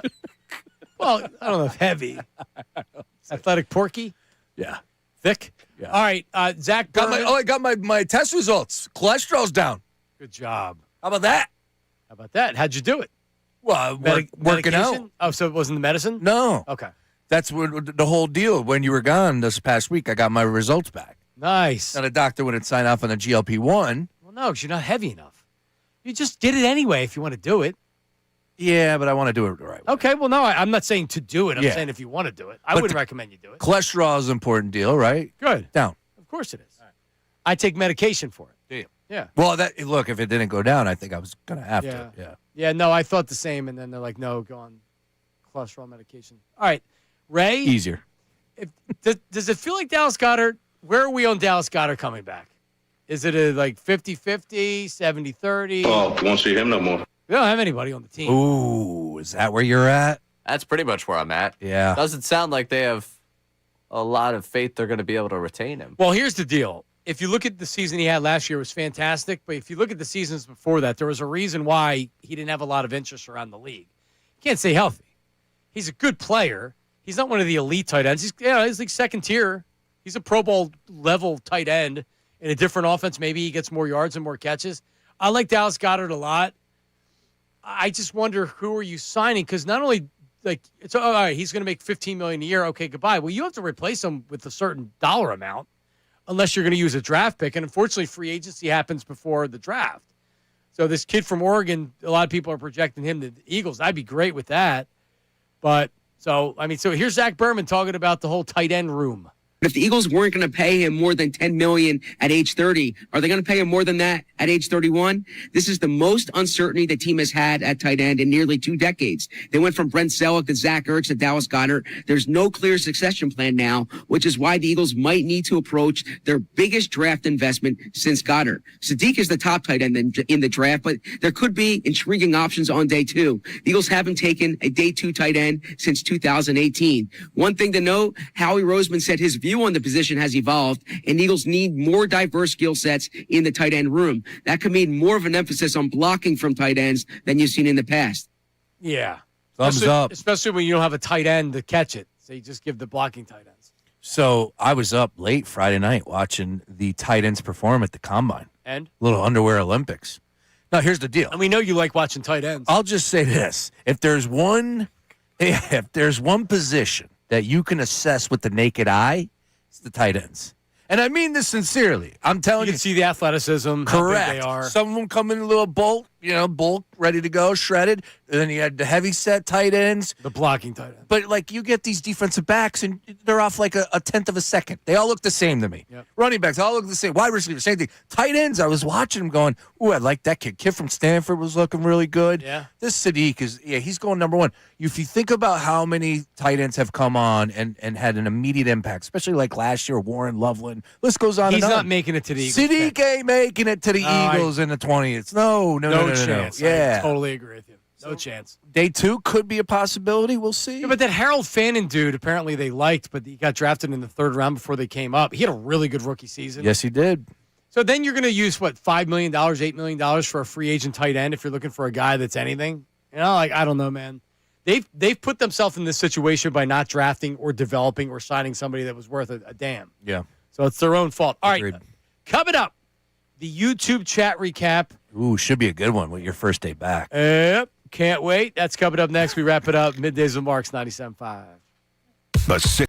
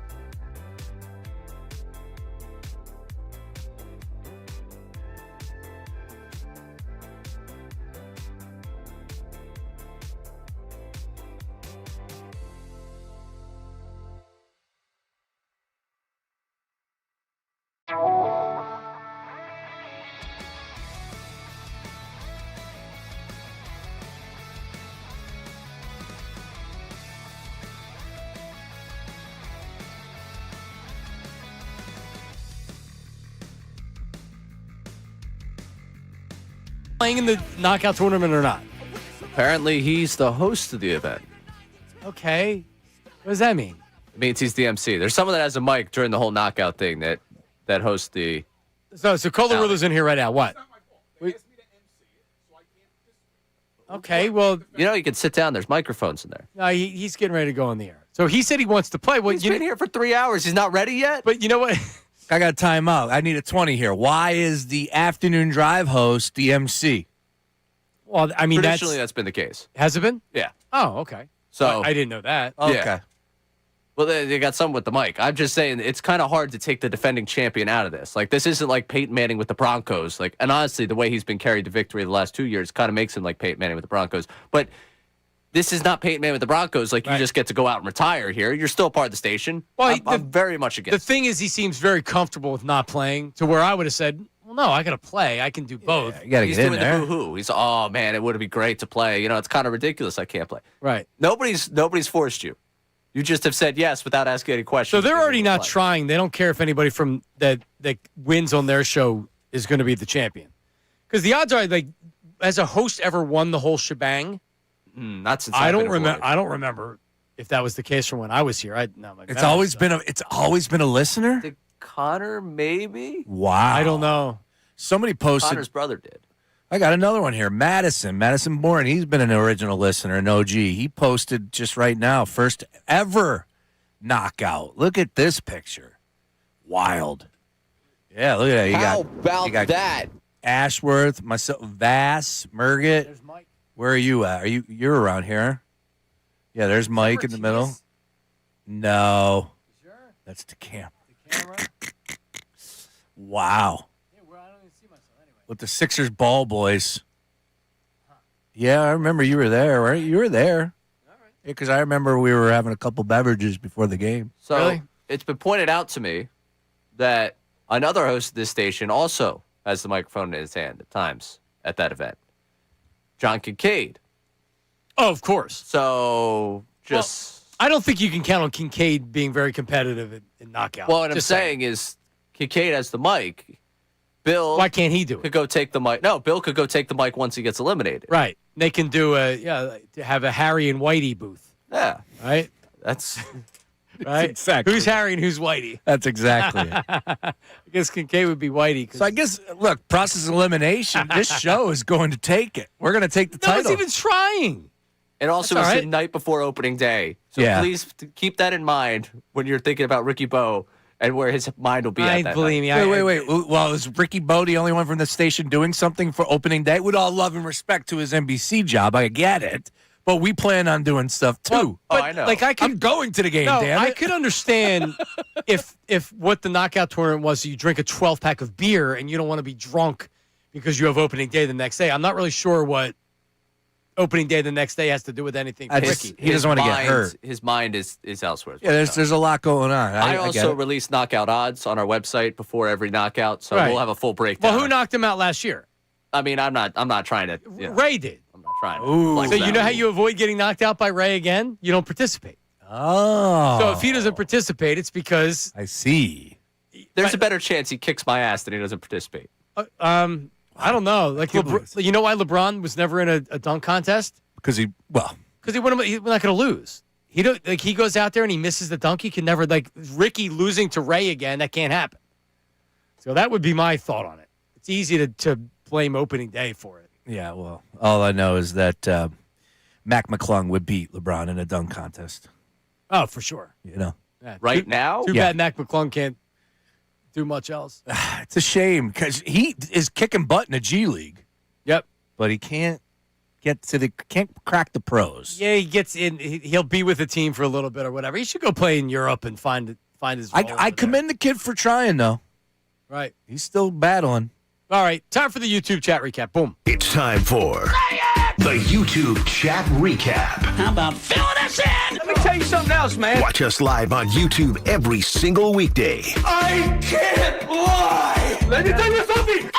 It's the Middays with Marks YouTube chat recap. Hit me. Ray is going to have one hell of a 72-hour span at the end of March. Bojangles grand opening on the 24th, win knockout on the 25th. Phillies season opener on the 26th. How about that, Jared from Maple Shade? How about that? We talked Bojangles when he came back from North Carolina. We actually had people, we had the most phone calls we had on any subject ever on the show. People called in hating on Bojangles. Yeah, I heard that. Locals. Quakertown apparently has one I did not know of. And then what? Is there a new one opening in Jersey? Vineland. All right. No, that's pretty far Well, down. let's just I'm be. taking my trip down the shore. That's a midway for me. All right. Bojangles. I got to. First of all, I'm going to come at people because you got to realize that this is a Southern delicacy. Right. That's the issue. We can't do it right up here. It's sweet tea is what they're known for. Nobody drinks that stuff here north of the Mason-Dixon line. Nobody does. You know what I think the problem is? Because we had people from down there that are transplants that have lived down there for a long time that said it's crap. It's like the locals, like Pat's, and you're like, oh, Pat's the worst cheesesteak ever. That's a tourist shop. Gino's sucks. Yeah. Like, they're fine. Yes. I'm not telling you they're my number Agreed. one cheesesteak, but, like, they don't need to be crapped on as they're this terrible steak. It's fast food. It's a good cheesesteak. I'm not trying to make it out to something it's not. And it's great for when you're hungover. There you go. I'm in. I love Bo's. Yeah. All right, what's next? The knockout tournament is what happens amongst 43 women at the club at 1:20 a.m. trying to go home with Ray. Hey, MBD from the YouTube How chat. about that? Yep. How about that, Ray? Give me some, baby. Can you video some of this where they're fighting over you? Respectful, no comment. Ripping your chest hair out? Ray Ripping the Dunn, shirt? done, baby. Yeah. He's never done. The news at noon with Ray Dunn. All right, what's next? Phillies need to get another PED dealer. They are clearly not getting the good stuff based on Kepler and Rojas. Vince in Longcrest. That's good. So, according to reports, and this is one report, it's not confirmed by anybody, although I think it's notable that no one's come out and said it's not true. It's everywhere. If it wasn't true, the Phillies would say it's not true. A reporter would come out and say it's not true. It's just, that's that one report, and I haven't seen anything else. So that's actually notable that no one's come out and refuted it. But Johan Rojas, according to a Latino reporter, said that he tested positive for a banned substance, and he'll be out, and he'll be out, and he'll be out. And this isn't a Paul George drug. No. This is PEDs. Yeah. All right, what's next? Use the pics of John like one of those old anti-drug PSAs. This is your brain. This is your brain on drugs. With each corresponding photo with and without hair. Jack in Harrisburg. I'm not following along, but I was connecting the dots, but without hair, it's not like you were bald. no, I just had a receding hairline. You had a receding, and it was very minimum. It wasn't like, Well, I made sure that I took care of it before it became more of a problem. what do they call it, monkey butt? Like I had monkey butt. Like Dave Matthews. Right. It all, Right, yeah. going It's back. just a net, like a lot of guys, you start losing your hair, it goes up. Now, widow- now you're like Phil Martelli. Yeah, the widow pea. Yes, I am Phil Martelli. You're right about If that. you grew out the, I'm more a Tom McCarthy than anything. you're a Tom McCarthy. Yeah. I'm out there in left field with my Coors Original, baking in the sun. Love T-Mac. All right, any more, Ray? One more. Bryce looks like every guy at the bar looking to shoulder someone at the Great American Pub. MBD from the YouTube chat. I'm going to shoulder somebody like what? When they're walking by, I put my shoulder in it? No. All love. We were peace and love, baby. But you do look like every guy at the Great American Pub. Absolutely. That The part, Gap. right? Yep, man. The deck will be open soon. It's March. Let's go. What about a Yacht Rock Friday then? Dude. I heard Parks is having a Yacht Rock Saturday. I promise you, I didn't hear the spot run. You got to pay attention. I know we do. It is a tremendous park spot. First of all, they plug Andrew Dice Clay and the soundbite. Oh! Dickory dock. And then it goes into Yacht Rock, whatever it is, Saturday. I think it's May 29th. We have to do something. I know you're big with parks. So We're let's having, go. all right, listen, I mean, I prefer on a Friday Me too. during the show than a Saturday, but I mean, listen, you're on Saturdays. All aboard. There you go. All right, Ray probably would have something else to do, but who knows? Oh! That's why we need to do it on a Friday during the show. Right. And Yeah, then we do let's the do it show when and it work listeners out, come out. yeah. Herb comes out or something. Looks good on you. Oh! Do you know Andrew Dice K? I know the sound, but I can't tell you The that. O. Yeah. He did these dirty nursery rhymes. He was a stand-up comic of the 90s. Oh, yeah. Early 90s. Oh, yeah. And they were all very filthy. He was very filthy. Little Miss Muffet. Sat on a tuffet. Oh! Hickory dickory dock. Oh!